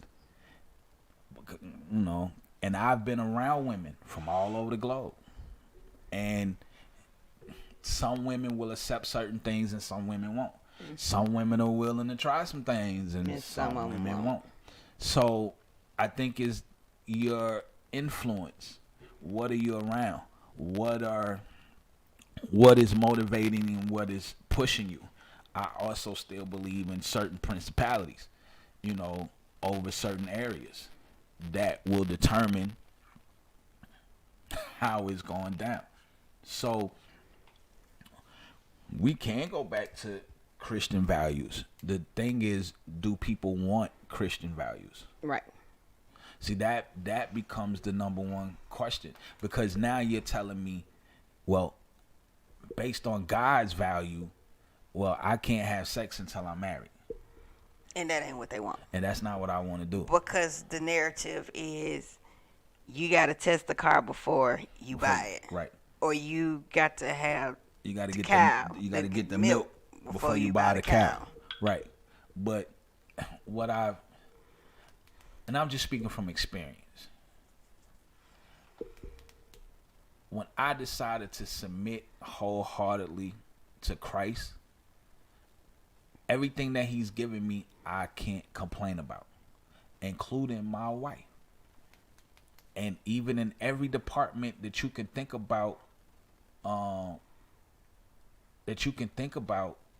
a marriage has been great. Do we always agree? No. But is everything that he told me it would be.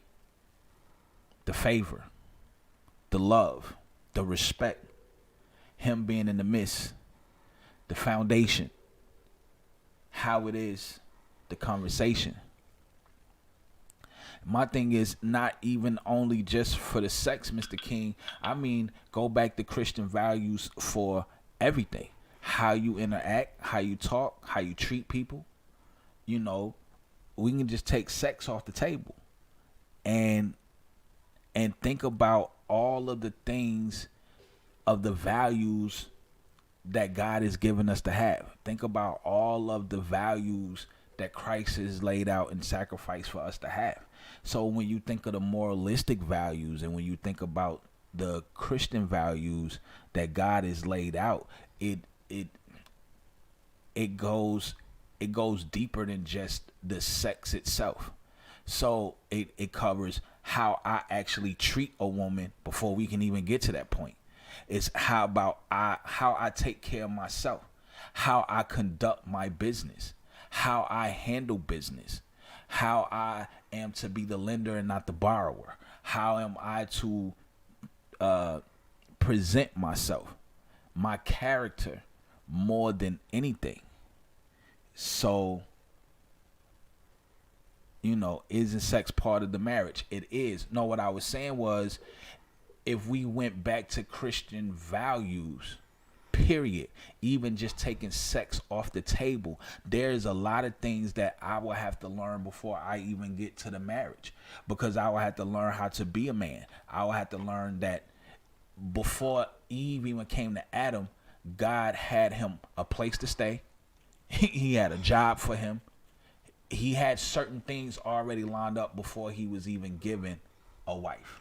Well, we have to also realize that nowadays, and it's more talked about or it's more accepted nowadays than it was back in the day, because back in the day it was all hidden.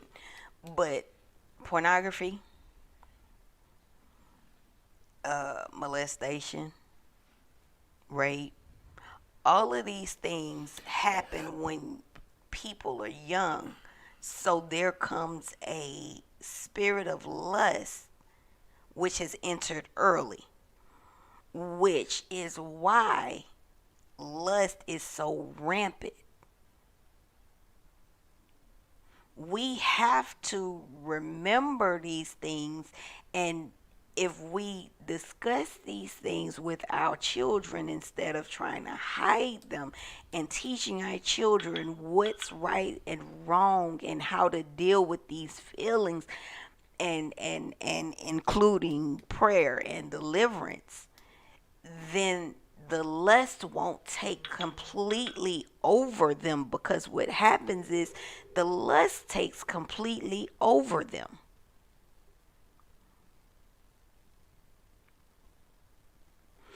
It's according to the Bible, even if you think of another woman sexually, you cheated. You're absolutely correct. Right. So how can you say your man never cheated? So let me say this. Number two, one, every man has, not every man is the same. So I'm not the same as Stevie Steve. Me and Mr. King isn't the same. Me and Big Juice isn't the same. So to make the statement, men is lacking more self-control, desire when it comes to sex, that is not true. Because I have self-control. I can look at a woman and say she's beautiful without looking at her in a sexual manner. And a lot of men can. And a lot of men can. My thing is, what I'm feeling, or not even feeling, when I'm picking up is a lot of women have been cheated on, which is probably true. I'm not taking that away. So your experiences of being cheated on is now the reflection of certain comments. Not every man is the man that cheated on you. Just I've been cheated on. So can I say that, Mr. Vanity, you don't have self-control because I was cheated on by a woman who I took care of, who I housed and fed? Can I say, Miss Erica, you're no good because she was from New York just like you from New York? Would that be a fair assumption to make? It wouldn't. Because now I'm trying to compare you to somebody that you're not that person. You're not her. Just because her and Miss Erica grew up from the same neighborhood, they're not the same. And then, well, I'm supposed to look at my wife and be sitting here in my mind like, man, I know she gonna cheat. That would drive me crazy. And that drives a man. That is the biggest issue in a lot of relationships. And I feel a lot of women beat yourself up, or you cheat yourself out of having joy and happiness because you're holding on to something. Glad you said that, Miss Erica. Something that happened with somebody else. Miss Erica say people can attract the same type of person seeing and looks different on the outside. And you're absolutely right. The key to that. And it goes back to who you are. What spirits you have. Because you do understand that spirits attract spirits. Right. So, and I learned this. I learned this from personal experience. Until we go, okay, if you sit back, this is for all my single people. I'm about to drop y'all a nugget. Okay, before I drop this nugget, Ms. Divinity said you can't prove that she can't see inside your mind to know if you're cheating or not. She can't. I answer that. Just go drop your nugget. So it's wrong to look at other women. It's wrong to look at them and lust after them.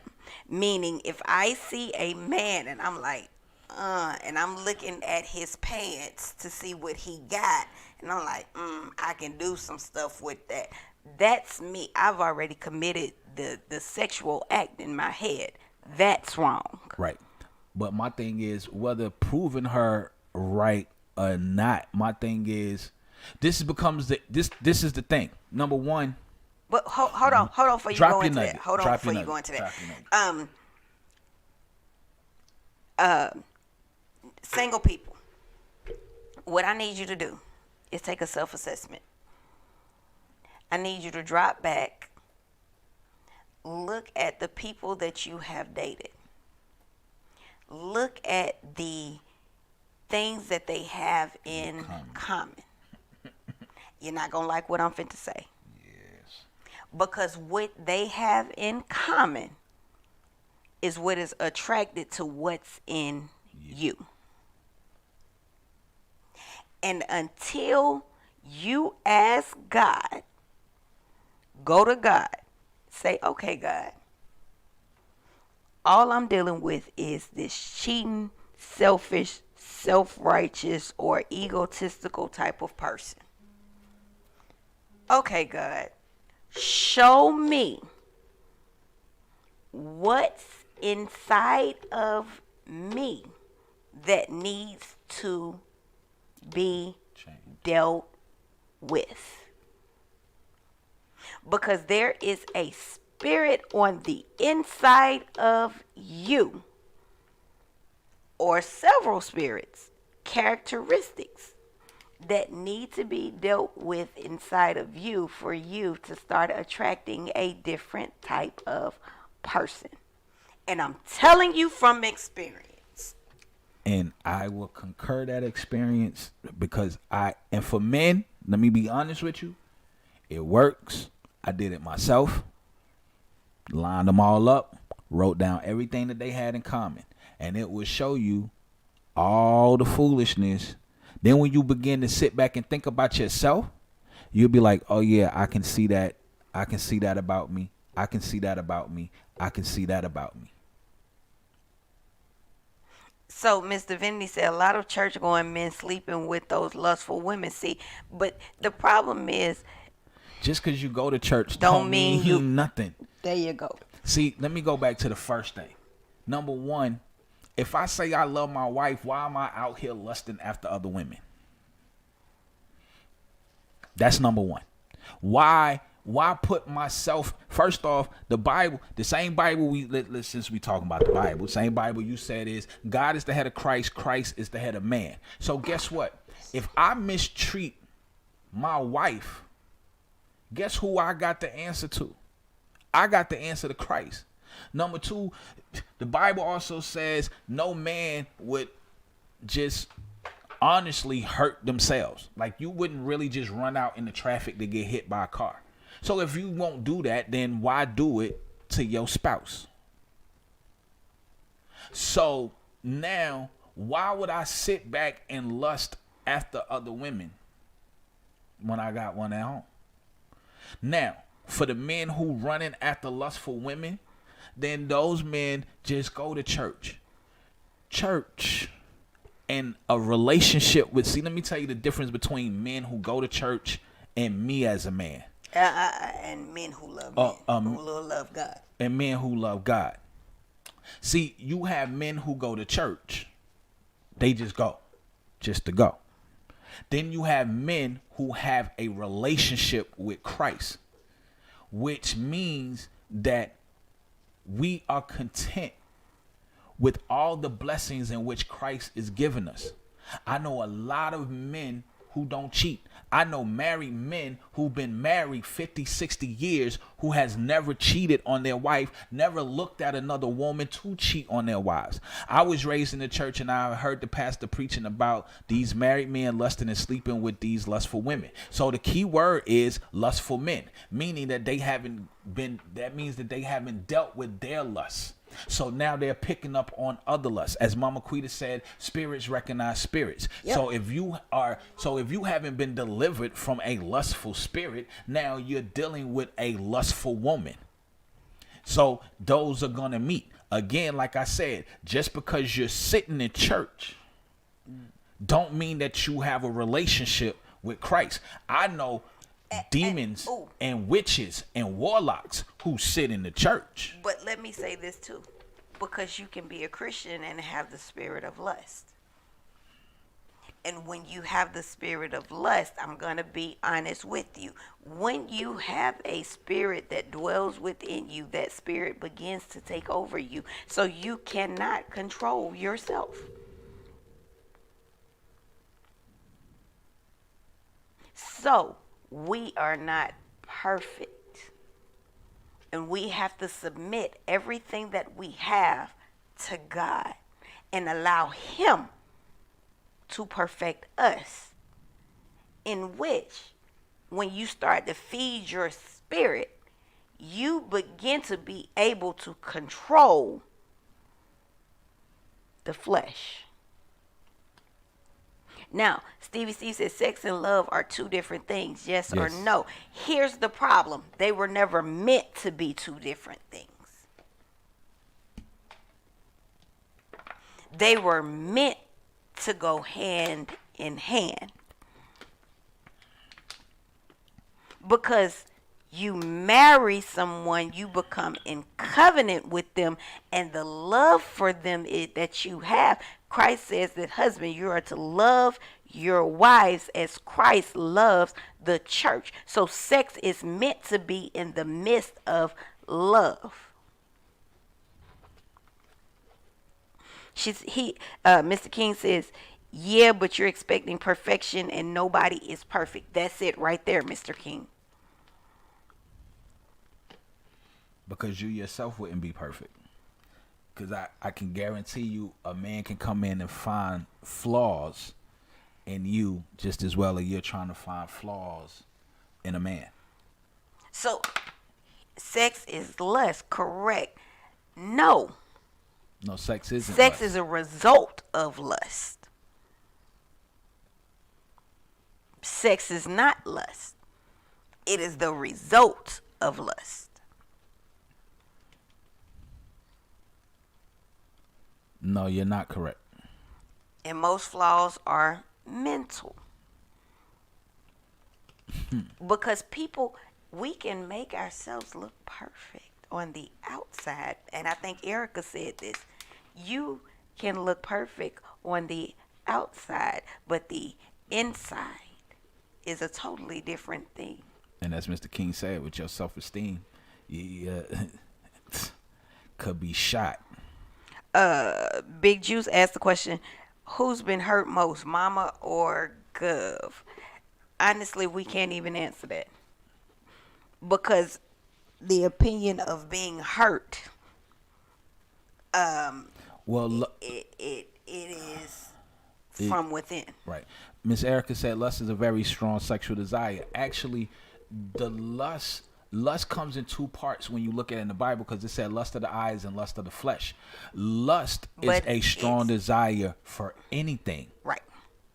Not just sex. It's right. It's when you begin to have a strong desire for anything. You can lust after money. You can lust after houses. You can lust after cars. You can lust after jobs. It doesn't have to boil. Lust is just always used in a sexual category, but you have lust of the flesh and lust of the eyes and the pride of life. So when you're lusting, you can have a strong desire for anything. Think about the thieves. People who steal, they're kleptos. They lust after different things. They may lust after it may arouse them to take something without someone knowing it. Right. It may arouse them of it's the mental part, the arousal, the stimulation that they get from something that they want. Right. And knowing that they can have it. It's your own individual road to travel. We all have been hurt the same because we all have experienced hurt. That's what I was trying. Perfect. Oh, that's perfect, Mr. King. And how you deal with that hurt is how you grow and how you're able to come back to deal with people in society. Erica made a great point earlier where she said hurt people hurt people. I think we all experience hurt, as Mr. King said. How you deal with that hurt, how you evolve from it is how you will begin to live your life and how you will begin to treat others. As I said, a lot of people, men and women, have been hurt to the point where they block their own blessing or block their own happiness because of the hurt, because of what they experience. So now they would literally self-destruct themselves and self-destruct someone else because of that. They can't self-destruct someone else. Well, bring self-destruction into someone else's vicinity. Stevie Steve said, when you look at a certain woman, that in the eyes is lust, not love. Two different things. Well, it is two different things. It is. Lust and love are two different things, period. Right. The thing is this, Stevie Steve, the Bible verse that Miss Divinity was referring to, let me put it back into its context, because I can't tell you something spiritual if it's not, if you can't receive something spiritual. So let me put it in its context. Jesus was with the Pharisees, married men. So the conversation was, if I lay down with another woman besides my wife, isn't that adultery? Jesus said, if you look upon a woman and lust after her, you have already committed adultery in your heart. That is what is actually said. So if you are in the world and you're not married and you're looking at someone out of lust, you are already filled with lust yourself. You still have lust in your heart. But who Jesus was talking to married men.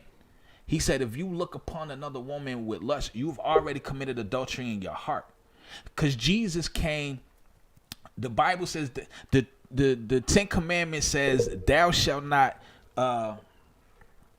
commit adultery.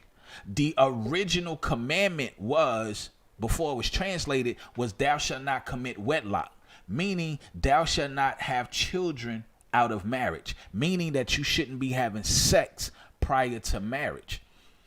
It got changed to adultery when it was translated. So a lot of men who were married, Jesus said, I didn't come to deal with the flesh, I came to deal with the heart. So if I'm looking lustfully at another woman, I've already done that on the inside of me. I've already committed that on the inside. And what's inside of my heart?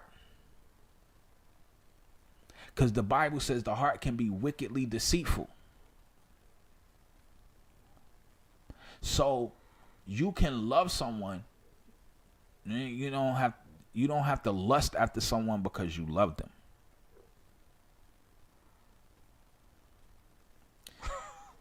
Mr. King said there is nothing wrong with bad thoughts if you don't act on them and realize which thoughts are wrong and right. Example A, I have road rage and anger issues, and sometimes I'm ready to get out and fight, but I know it's wrong, so I move on. But the temptation was and will always be there. Right. Now, I can say I agree with you, but I think that, with deep in prayer and asking God to remove that from you, I think that it can go away. It can go away. And I had rage. I had serious issues with road rage. Not just road rage, period.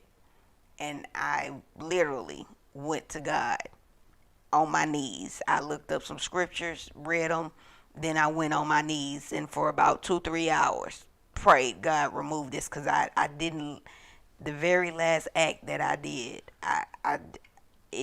rage had completely taken over me, and I saw it. Like, I saw it, and I didn't like the results, and I didn't want it. And when I decided I didn't want it, I took it to the only person I knew who could get rid of it, and I haven't dealt with it since. Okay, next show I will state no God or Jesus should be involved. It's just not fair. Sorry, Steve. You know what this is. Erica says, Sam, if you have them, you will act on them. And here's the thing about those desires. Every act starts as a thought first. Let me say that again. Every act starts as a thought first, and the enemy wears us down with the repetitive thoughts. Now, I'm not going to say you act on all of them, but you'll find yourself slipping in little ways,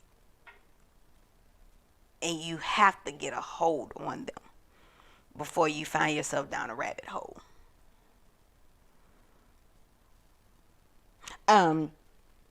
Y'all were talking about the 3 women to 1 man. Atlanta is horrible because statistics say there is about 80,000 more women, more single women between the ages of 18 to 64 than single men. The ratio in Atlanta has always been 7 to 8 to 1. The ratio right now is 1,100 to 1,000 men. So Steve, you come to Atlanta. 100 women to every 1 man. For every 1 man, you can get you 100, Steve. You can get you 100. You can get you 100. As I was reading, it's funny because as I was reading the articles, one of the articles said a man can be a scrub in Atlanta and still get a woman, right? Because there's so many women out here. That's horrible. It's horrible. You should say yes because a lot of the men are now women. Yes, you did say that. You know you said it. Steve. See, you said y'all only got 3. So you can come to Atlanta, you can add 97 to that. I'm just trying to help you out. Miss Divinity said lustful spirits is all in the churches because the pastors have okayed the marriages, and most pastors won't marry people because the pastor spiritual can see they just lusting. So people in church,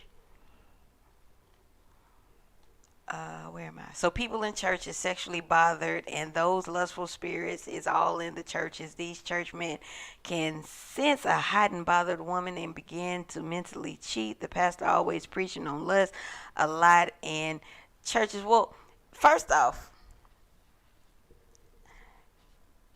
until you decide to, transformation starts in the heart. So as long as you just in the church just to be there, you're still going to be the person that you came in to be. Unless there starts to be transformation, then there is nothing that's going to change. You have to account for the LGBT community and prison. I'm just telling you what the facts say. And death. I'm just telling y'all the facts say there are about 100 to every 1 man in Atlanta. No, I'm not gonna say that. All I'm gonna say is be careful. That's all I'm gonna say. No, I was gonna ask a question. Just be careful, because the comment came up exactly the same twice. So I was gonna ask a question, but I'll save that for another day, another show. I need to go get me 3. I'm not fooling with you, Erica. Not at all. But then you'll be cutting out an extra 100 women. That's like 200 women who gonna miss out. Go get you one. She said Erica don't deal with women. Erica deal with men. No, she getting 3 men. Right. So there are 200 women that's about to be real upset with you, Erica. I'm sorry. That's gonna be 297 women to be exact. You know what? I decided not to even. I did see the article on that. I said I was gonna take that to a separate thing because the numbers in Atlanta has put us on the same numbers as the country of Africa dealing with HIV. And that's because Atlanta has become a hotbed for the LGBT community. Well, no, because according to the article that I read, that goes for hetero and sexual. Right, because a lot of the hetero, I'm just going by what the HIV people said last year, that the Atlanta numbers were high because of their community, but yet because you also have heterosexual men who are on the down low. Well, and I'm saying this because they talk to that too. Okay. No, because you have the bisexuals who are sleeping with both women and men and taking it to the heterosexual men. So it's not just because the men are on the down low. Well, spell it right. Put some respect on your name. Sam. So, but HIV numbers, but then too, our population is smaller than New York, but I think that our HIV numbers are higher. Our numbers are the highest in the country. That's why I said we're on the same playing level as where the epidemic actually started in Africa. So you can't say your man not cheating when it can be mentally done and lust is heavily in the churches because they are not having sex. No, you know what? I'm gonna go ahead and ask this question. You must been played by a pastor or a deacon. Just a man in the church. Or just a man in the church. Because I don't go around cheating on my wife, looking at other women. I ain't got that kind of time. I own a business. If I'm looking at anything else other than my wife, it is Benjamin Franklin. I'm looking at Navy Federal accounts. I'm looking at video I'm editing. I don't care about no other woman walking around on this planet. My wife can go to bed at night and know for a fact. Because I'm a different kind of dude. Because if you stop taking it personal, because she ain't talking about you sound guilty. No, I ain't sounding guilty. You sound church hurt. That's what it sound like to me.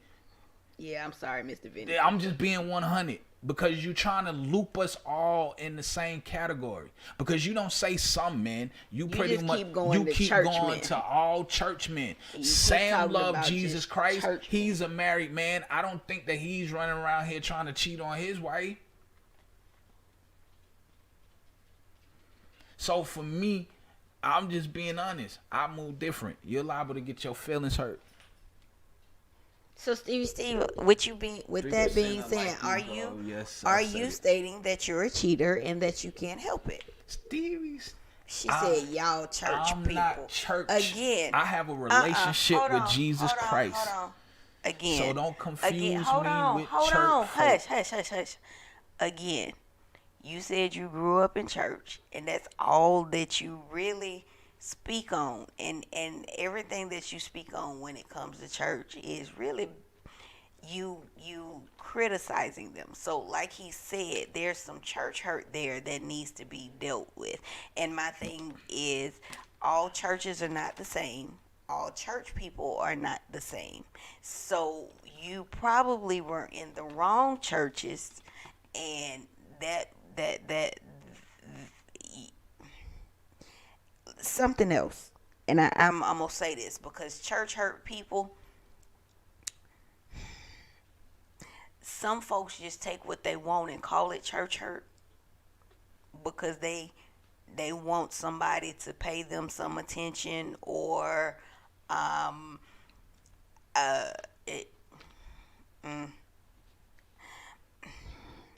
Move, Holy Spirit, have your way. Don't bite what you hear. Just say what needs to be said. Where Miss Blackmore at? No, all church people don't do not have a religious spirit. See that's that old time backseat. That's that old time backyard Christian stuff. Because when you come into a church that has relationship with Christ, and Christ is the center, there is no religion. See, I don't do. See, just like I tell Stevie Steve can vouch for you. He will let you know that here we don't do religion. We do relationship. What religion, if at all? Miss Erica is asking. I enjoy the company of more than one woman. Cut me off again. I'm gonna knock you out. I love all women, enjoy the company of more than one. That cheating. If you're in relationship, yes, Steve, but if you're not in relationship and they're good with it, then no. I don't care for religious platforms, but me and God 100. Why do y'all consider yourself a church person? There is no religion, just relationship. Here's the thing. There is religion, but there is a religious spirit. And the religious spirit is what is wrong. Religious spirits make you feel like you're better than. That's where there comes in works to be in Christ. Relationship is with, Miss Blackmore says, relationship is with Jesus Christ. That's when you're in relationship with Jesus, then you understand, one, you have no place to judge someone else unless it is a righteous judgment as Jesus has given you. Right. When you're in relationship with Christ, then you have a compassion and you have a empathy and a sympathy, a compassionate heart, which allows you to love people beyond what you see. Islam is a religion. Buddhism is a religion. Hinduism is a religion. Religion is basically let me it's a creation. Hold on. So let me tell you what Jesus said about religion. Maybe this will help answer your question. Jesus said religious folks don't practice what they teach.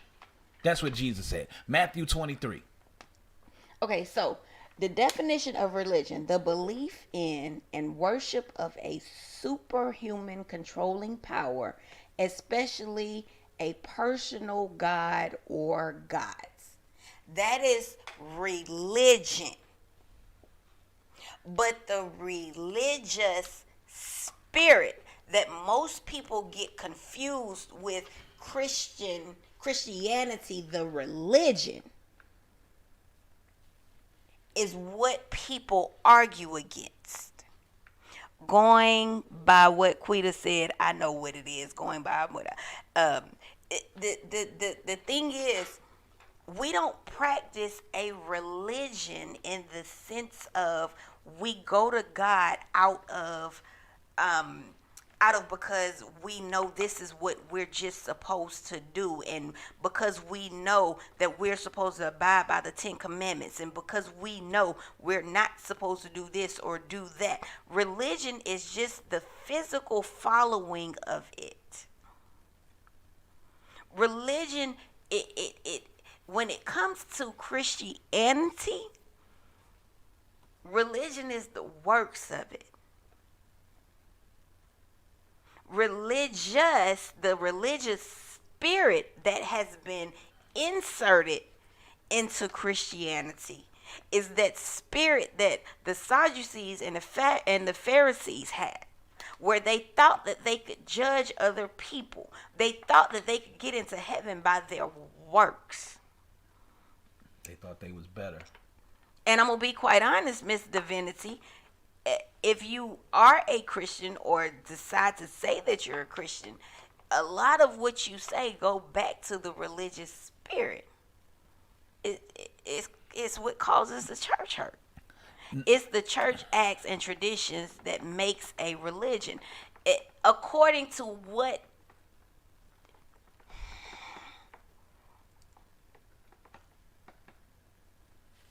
the acts and the traditions are the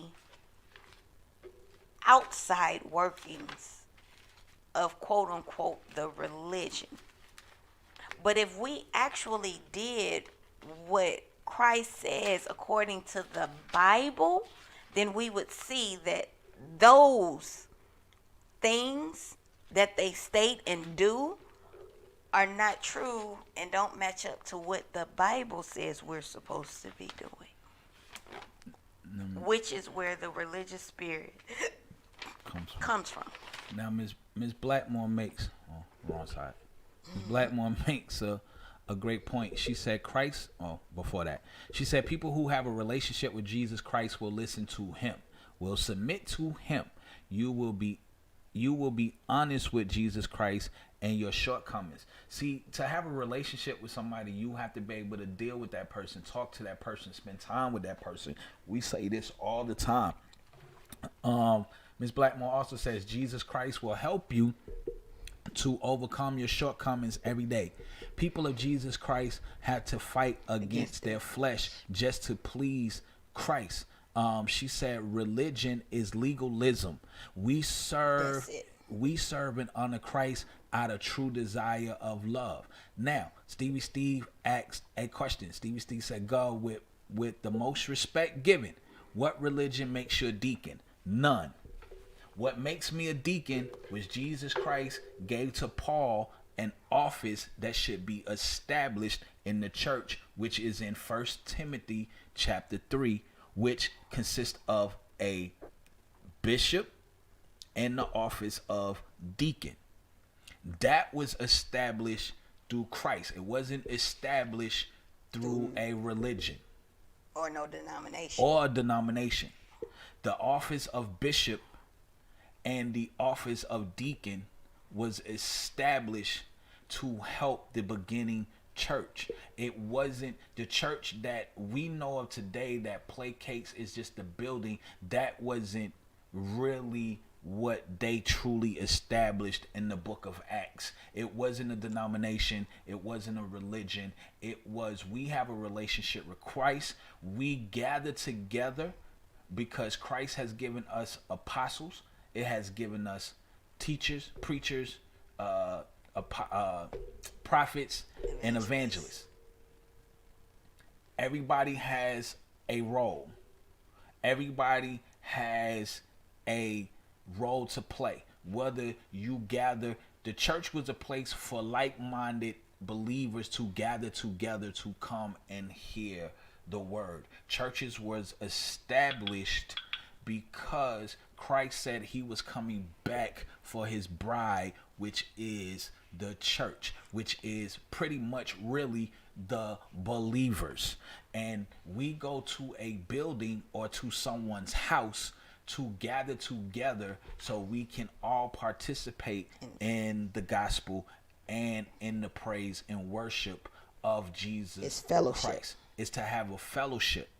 Now, the deacon office was established. I can prove Christianity. We did. Okay, so the religion. This is the part that you keep getting confused, sweetheart. Religion is the belief in and worship of a superhuman controlling power, especially a personal God or gods. So because we believe that there is one true almighty God, it is a religion by definition. The religious spirit is the spirit that has injected itself, and if you get into the spiritual side and you begin to study demons and you study how they work, then you will understand that the religious spirit is a demon. It is the opposite of what Christ meant in religion. And let's be honest. Ms. Blackmore said, Muhammad, Confucius on their deathbed said, do not follow me. I am not a God. Follow Jesus Christ. He is the true and living God. And let me also say this. There was no Christianity when the church was established. No. And I done read all of the Kemet books. I done read all of the Nubians. I done read the 5 Percenters. I've read Islam. I've read them all. And when I gave you the opportunity to come on and prove your theory, You didn't show up. I called you 3 times and you was a no-show, so I had to figure out what else to do that day on the show. So you missed that. So you really can't prove, because the first thing you are going to tell me is the Bible is written by man, when the same books that you're reading are written by man as well, with conflicting and contradicting information. And what's crazy is you would tell me that the Bible is written by a white man when most of the books that are published that you will come at me with were published and written by a white man. Stevie C says, so to have a relationship with God means you don't need church, you don't need pastors, priests, you don't need deacons. Just a question. Again, You do. the church established the offices of the apostle, the evangelist, the prophet, the preachers and the teachers and deacons and bishops. These were offices that were set up in the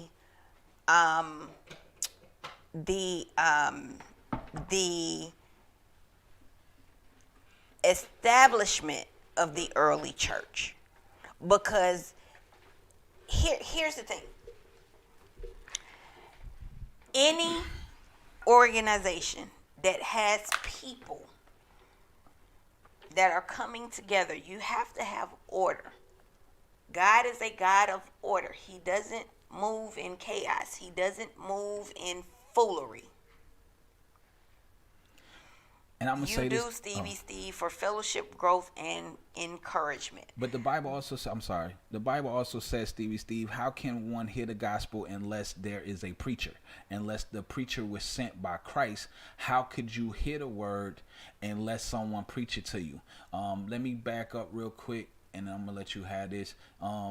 I've been having this Christianity conversation before Google ever existed, where you really had to go to the library and really do research and pull books, where you sit at the table for weeks and you have all the theological books on the desk and on the table, and you're doing heavy research. So before there was a Google, I've already won this debate. And Christianity has no religious origin until it becomes the Catholic Church, which was established almost 380 years after the death of Jesus Christ.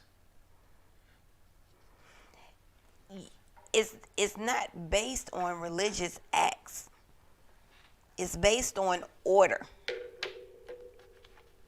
There are orders, there are feasts, there are certain things that we are supposed to keep sacred as given in the Bible.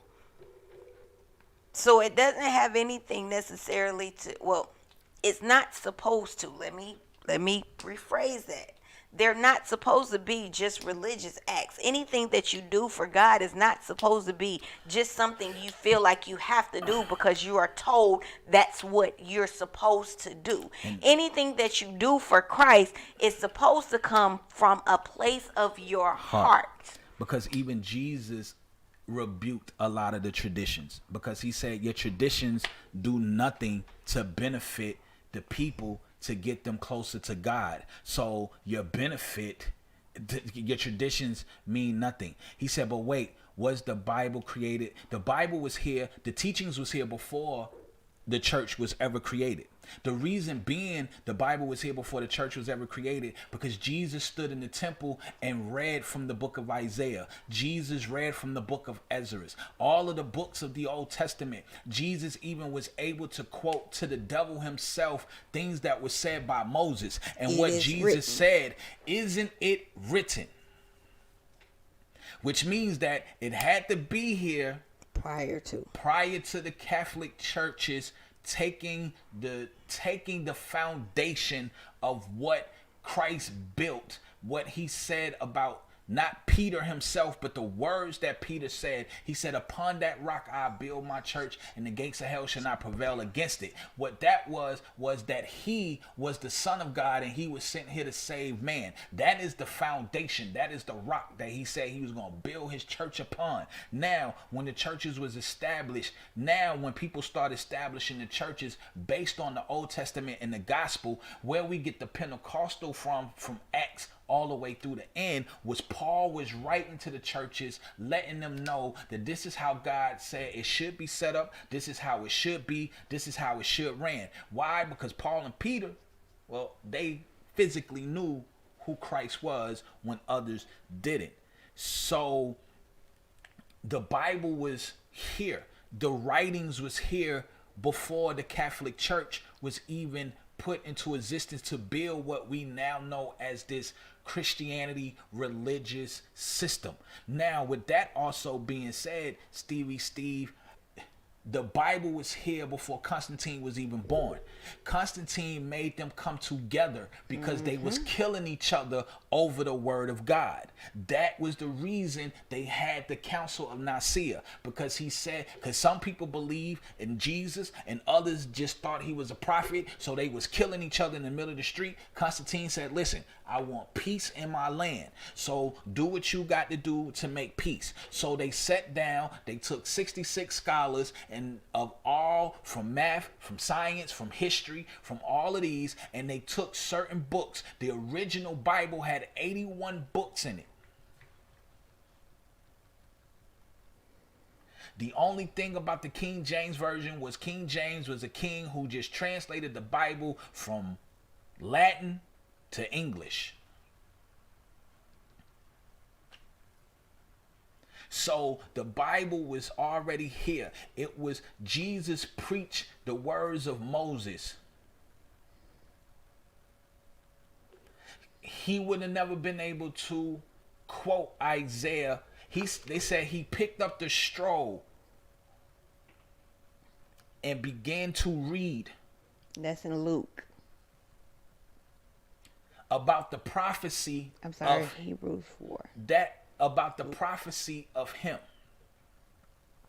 So religion, the church was not created due to the Bible. The church was created due to the death of Christ, to spread the gospel of Jesus Christ, to spread that the kingdom of heaven is at hand, that you need to be saved and you need to be repentant and baptized in the name of Jesus Christ, that you had the power to go out and preach the gospel and preach the love of Jesus Christ, and you also have the power over all sickness, over all disease. You can heal the sick, cleanse the lepers, raise the dead, and cast out demons. The church was created and established for that purpose, so I can have one in this location, one in that location, somebody preaching in this location, this, that, and the third. So we ain't got to walk around this big circle.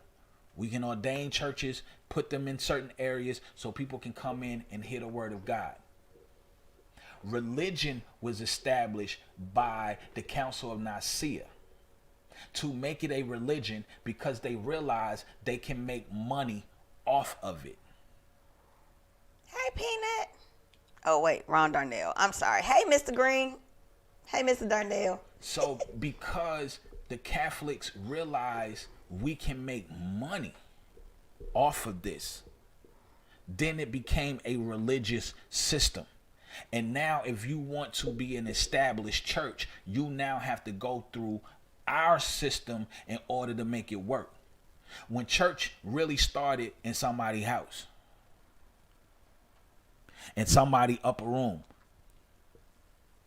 where, okay, this neighborhood, everybody who live in this neighborhood, we go to Gov House and we discuss, what thus says the Lord. And the people on the other side of town, they go to Mr. Darnell's house. The people that's close to you, Steve, they come to your house. The people next to Miss Blackmore, they go to her house. So religion was established at the Council of Nicaea almost 380 years after the death of Jesus. And they used it and they weaponized it and they made money off of it. Hold on, I'm sorry. Mr. Divinity, are you still there or have you left us? And now this is where we are in 2021 with the fake church setup, the fake religion. Because what a lot of people don't know is a lot of churches are tied to the Catholic Church. A lot of people are tied to the Catholic Church. So, and Miss Erica makes a great point. Most Christians don't practice their faith. They just talk with their mouths. And that's the problem. And that is the problem.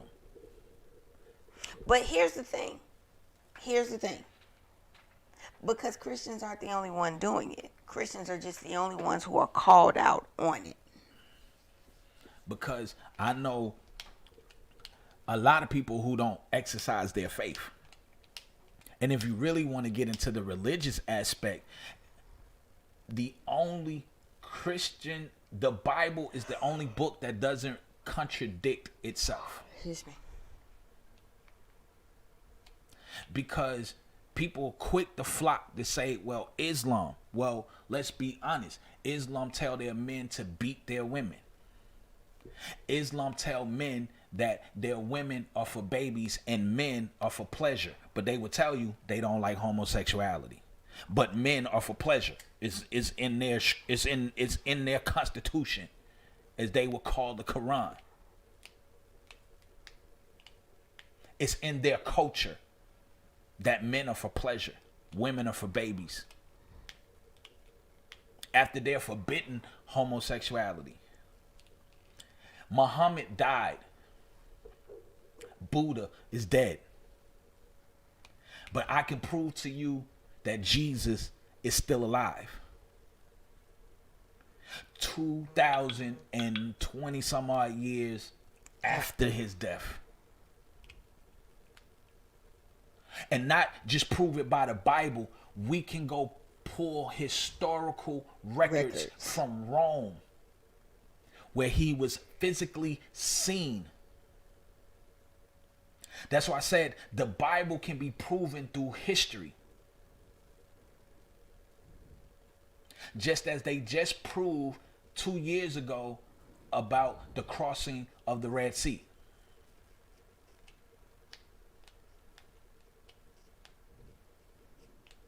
So you can bash the Bible, you can even bash the church. But then where do you truly stand?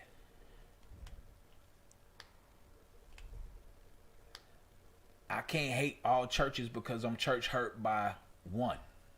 That's the same thing we said about New York and Atlanta men. Hold on.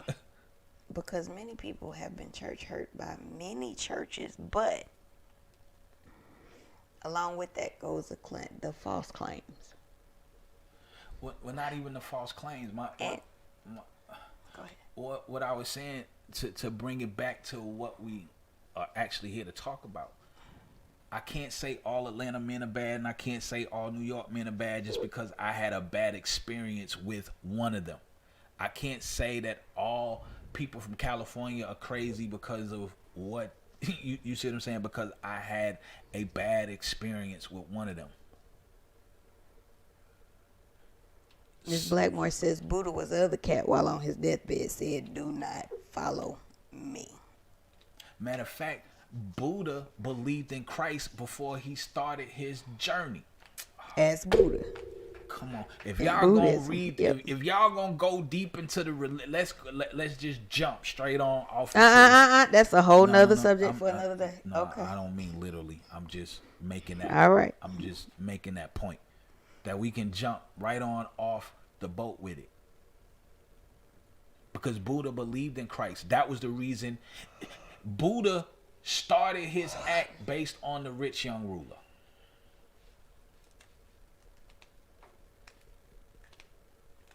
So we can't hate everybody because you had a bad experience with somebody. And at the end of the day, Steve, we are better. Lies. But y'all still haven't proved. At the end of the day, neither one is better than the other because we ain't got enough proof for nothing. Y'all are the same. Period. He said Buddha believed in Christ the whole time. Right. And he turned away. Excuse me, because he went to a church. And no, that was That's how Hindu started. Okay, I'm sorry. Wrong one. That's what the guy who that's right. Who Dr. King took the nonviolence from. Start with an M. No, it's not the M. Yes, it's the guy who Dr. King took the nonviolence approach from. Gandhi. Mahatma Gandhi. Right. M. Oh, I didn't know his first name was Muhammad. I just know it was Gandhi. But Buddha did believe in Christ.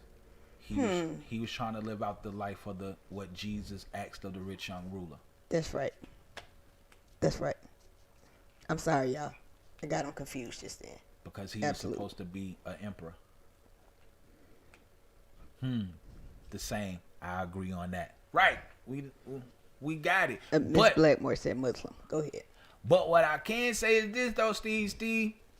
We got 97 more than you do. Y'all might got a better transit system. Your pizza might taste a little bit better. Jesus. You know what I'm saying? Chinese food, they about even. What I can tell you is, yo three. You come here and get your 97 more, bro. So mad. I'm just trying to help you out. but you're both behind Midwest. I don't know. Y'all still doing drive-bys in the Midwest. Lord. I've been to certain parts of the Midwest. Y'all a little dangerous up there. And y'all weather is more unpredictable than Atlanta. See, it's I'm gonna stay where I know I'm gonna get all 5 seasons in 1 week, but it's 100 degrees today and a tornado pull up later on that night. I can't do that.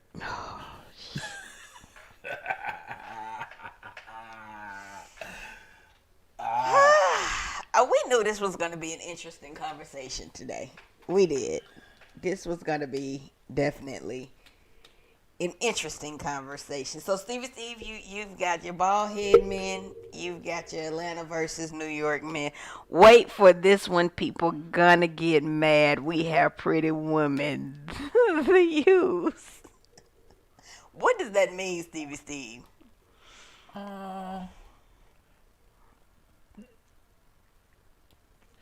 Our women are more authentic. Half of y'all women are put together by a doctor. And the ones that's not put together, on the scale of 1 to 10, they fall around a 6. In the South, well, that's about an 8, 9. And they ain't put together. Because, see, y'all women want what they got in the South that's naturally come with collard greens and cornbread. Y'all ain't got that up there. Y'all go get those made. This because y'all come from everywhere trying to live here. No. That's probably because we trying to kick as many people out of Atlanta as we possibly can. I'm trying to get all the stupid people to leave, including the one who tried to run for governor and the mayor of Atlanta, and she from here. We trying to get folks to leave Atlanta. They just keep coming. They keep coming. I'm just saying the traffic. Can't even drive down the street no more. They get the fake. Right. They get fake hair from here. That might be true. But we are still authentic. Sam said don't bring them here. We'll send them out to California because that's where they really want. Miss Blackmore said they overcrowded too. She don't want them out there either. Everybody leaving California by the millions. And that's why. That's why. So guess what? No, they leaving California because of taxes and bad laws. I'm just saying. So the people who like taxes and bad laws and free stuff, we going to send them out there with Miss Blackmore. Right. Ms. Blackmore said, "You better make sure it truly is a woman." Now that problem you really got. You really got that. Yeah, they get fake hair from Atlanta. That might be true, Steve. But for some strange reason, everybody want to come here. Well, hey, what I can say is y'all done seen me with no hair to hair down my back to having no hair. But I can truly say I don't do the makeup, and my body parts is all mine. Right. It comes from the collard greens and cornbread. Right. Yes. Our women ain't made up. They don't need a lot of makeup. They can walk around natural. We have more Spanish and Italian women here. Yeah, that might be true. But they still got to be made up, because half of them don't look as pretty as they do when they take makeup off. See, Steve, you must forgot I lived in New York. And then guess what?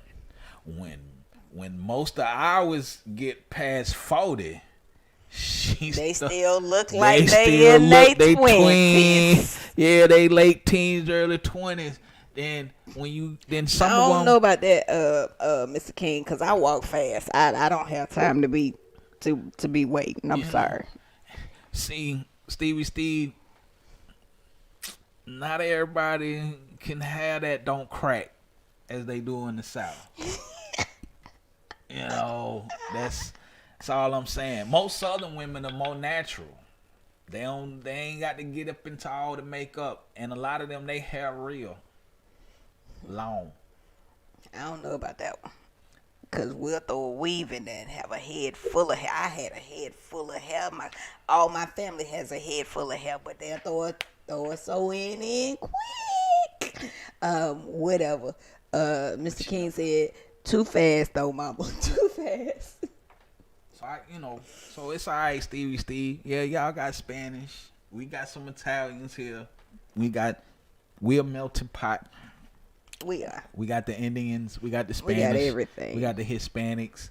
We got the Asians. We got it all. We got it all. Yeah. So this was fun, y'all. We got it all. This was fun. We didn't. I don't know what we was actually proving, Steve, but what we have proven is that y'all are same.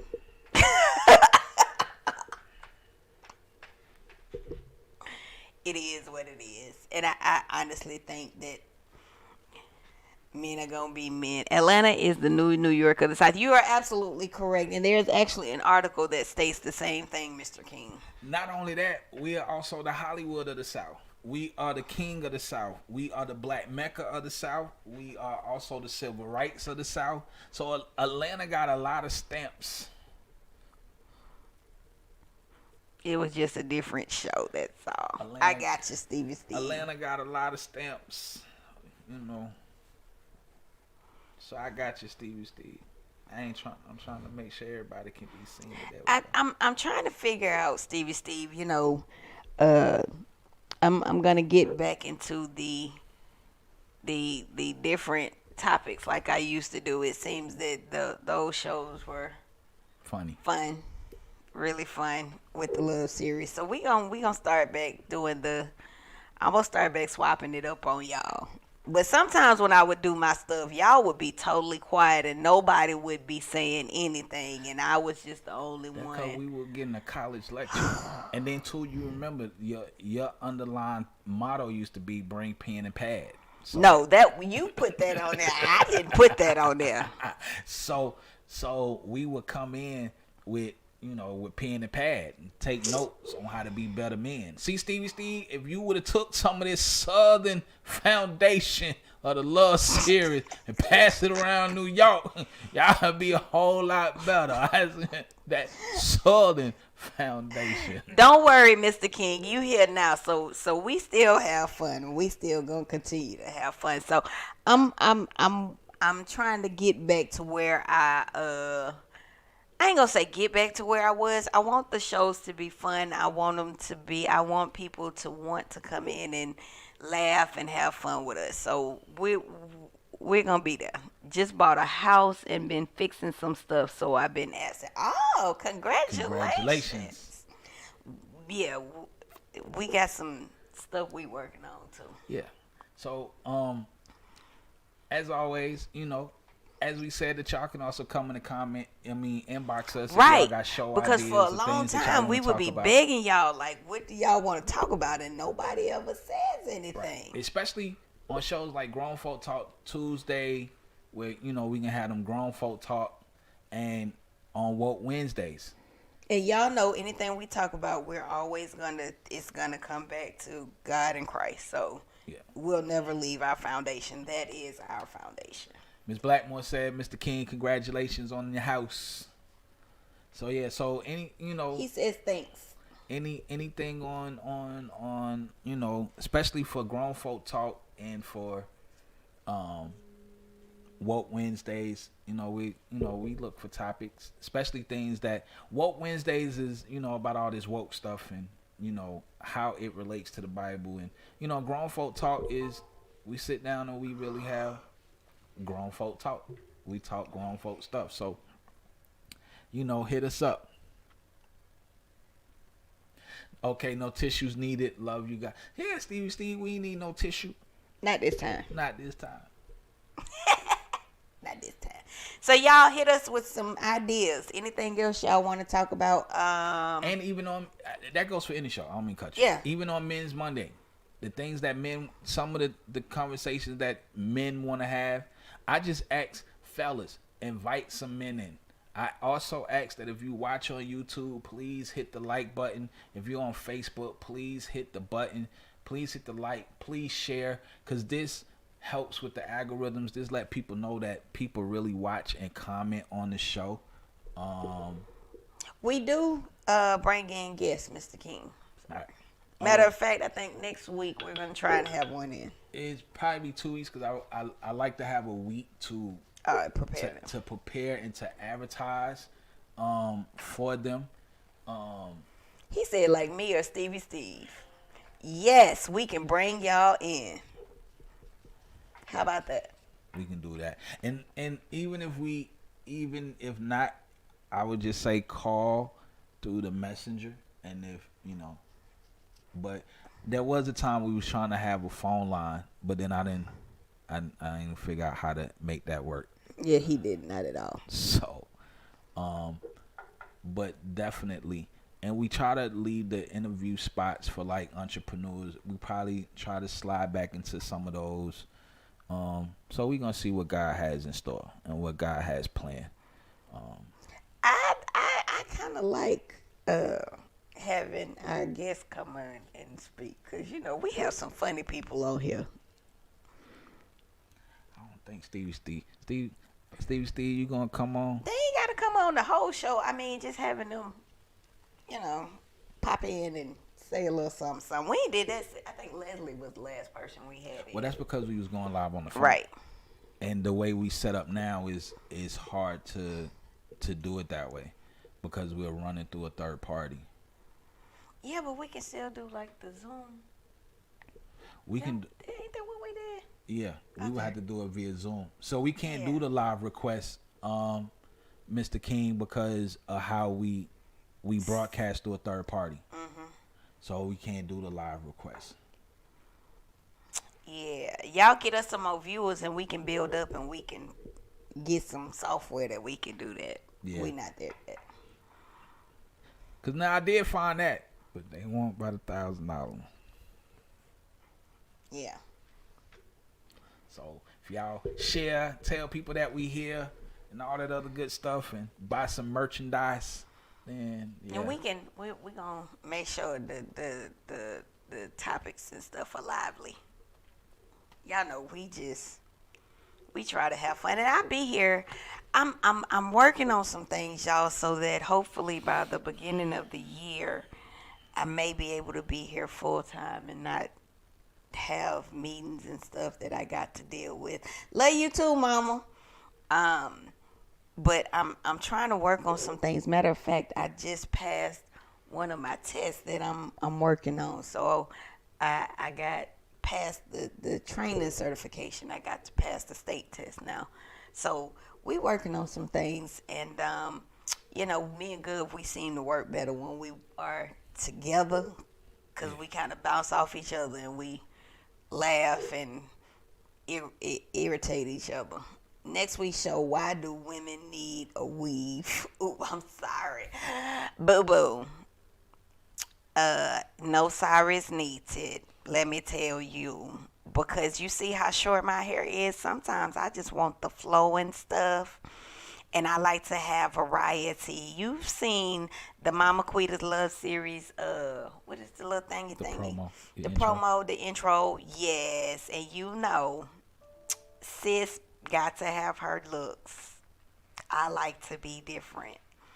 I may come in here fire engine red. I'm sorry, sugar.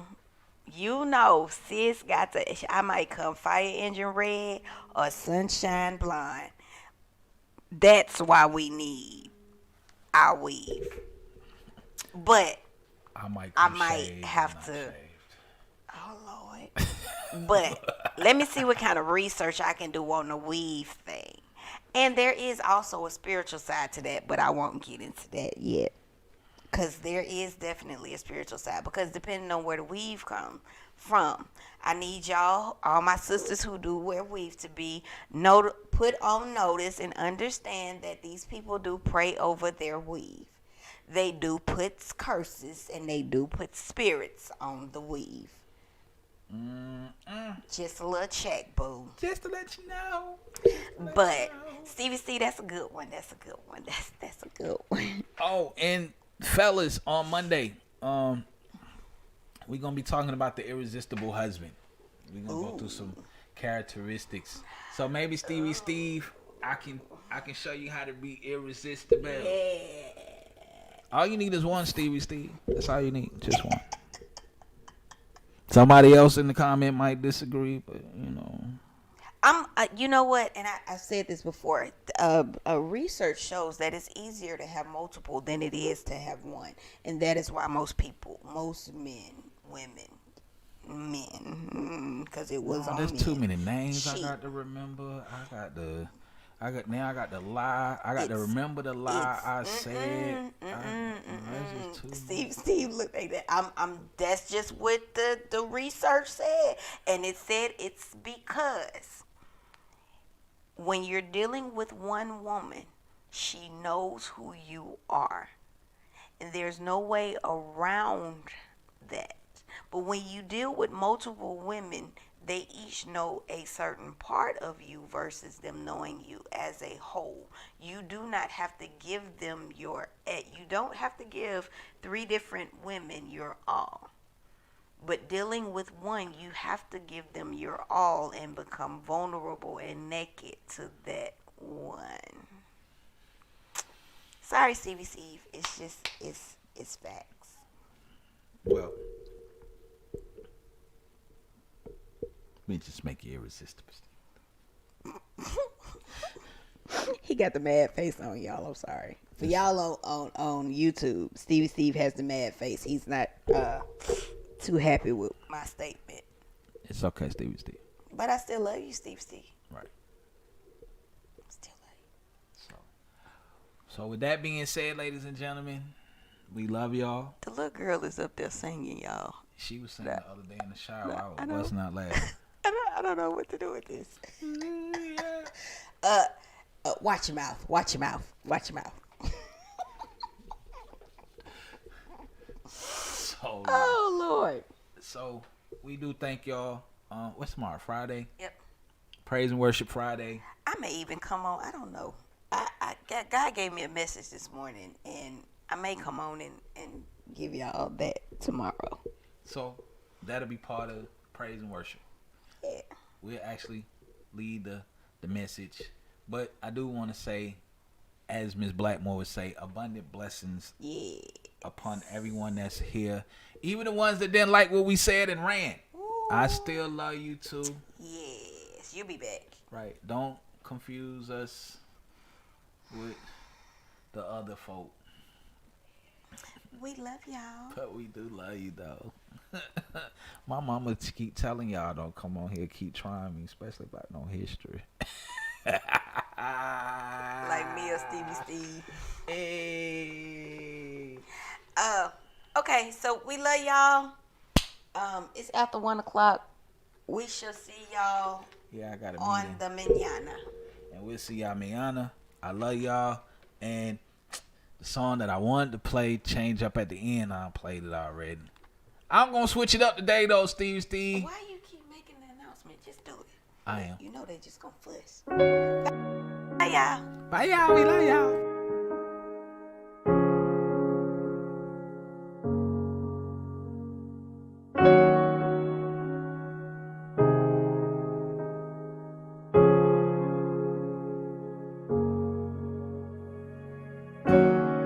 Baby steps, my child. To you it may be nothing, but you make daddy proud. Your weakness is only my strength. I hear your questions and I'm closer than you think. I promise. I promise. And oh, I won't let go. I won't let go. I see you right where you are, and I'm holding on to your heart. Oh, I won't let go. I won't let go. I see you right where you are, and I'm holding on to your heart. You've been here all this time. Tell me, where was I looking? 'Cause you weren't hard to find. Now mercy opened up my eyes, and I'm losing my religion to be loved like a child. I promise. I promise. Oh, I won't let go. I won't let go. I see you right where you are, and I'm holding on to your heart. Oh, I won't let go. I won't let go. I see you right where you are, and I'm holding on to your heart. I'm done pretending. I want the real thing. Yeah, I'm done pretending. I want the real thing. Ooh, I'm done pretending. I want the real thing. Give me the real thing, God. I'm done pretending. I want the real thing. Yeah. And no, I won't let go. I won't let go. I see you right where you are, and I'm holding on to your heart. Oh, I won't let go. I won't let go. I see you right where you are, and I'm holding on to your heart.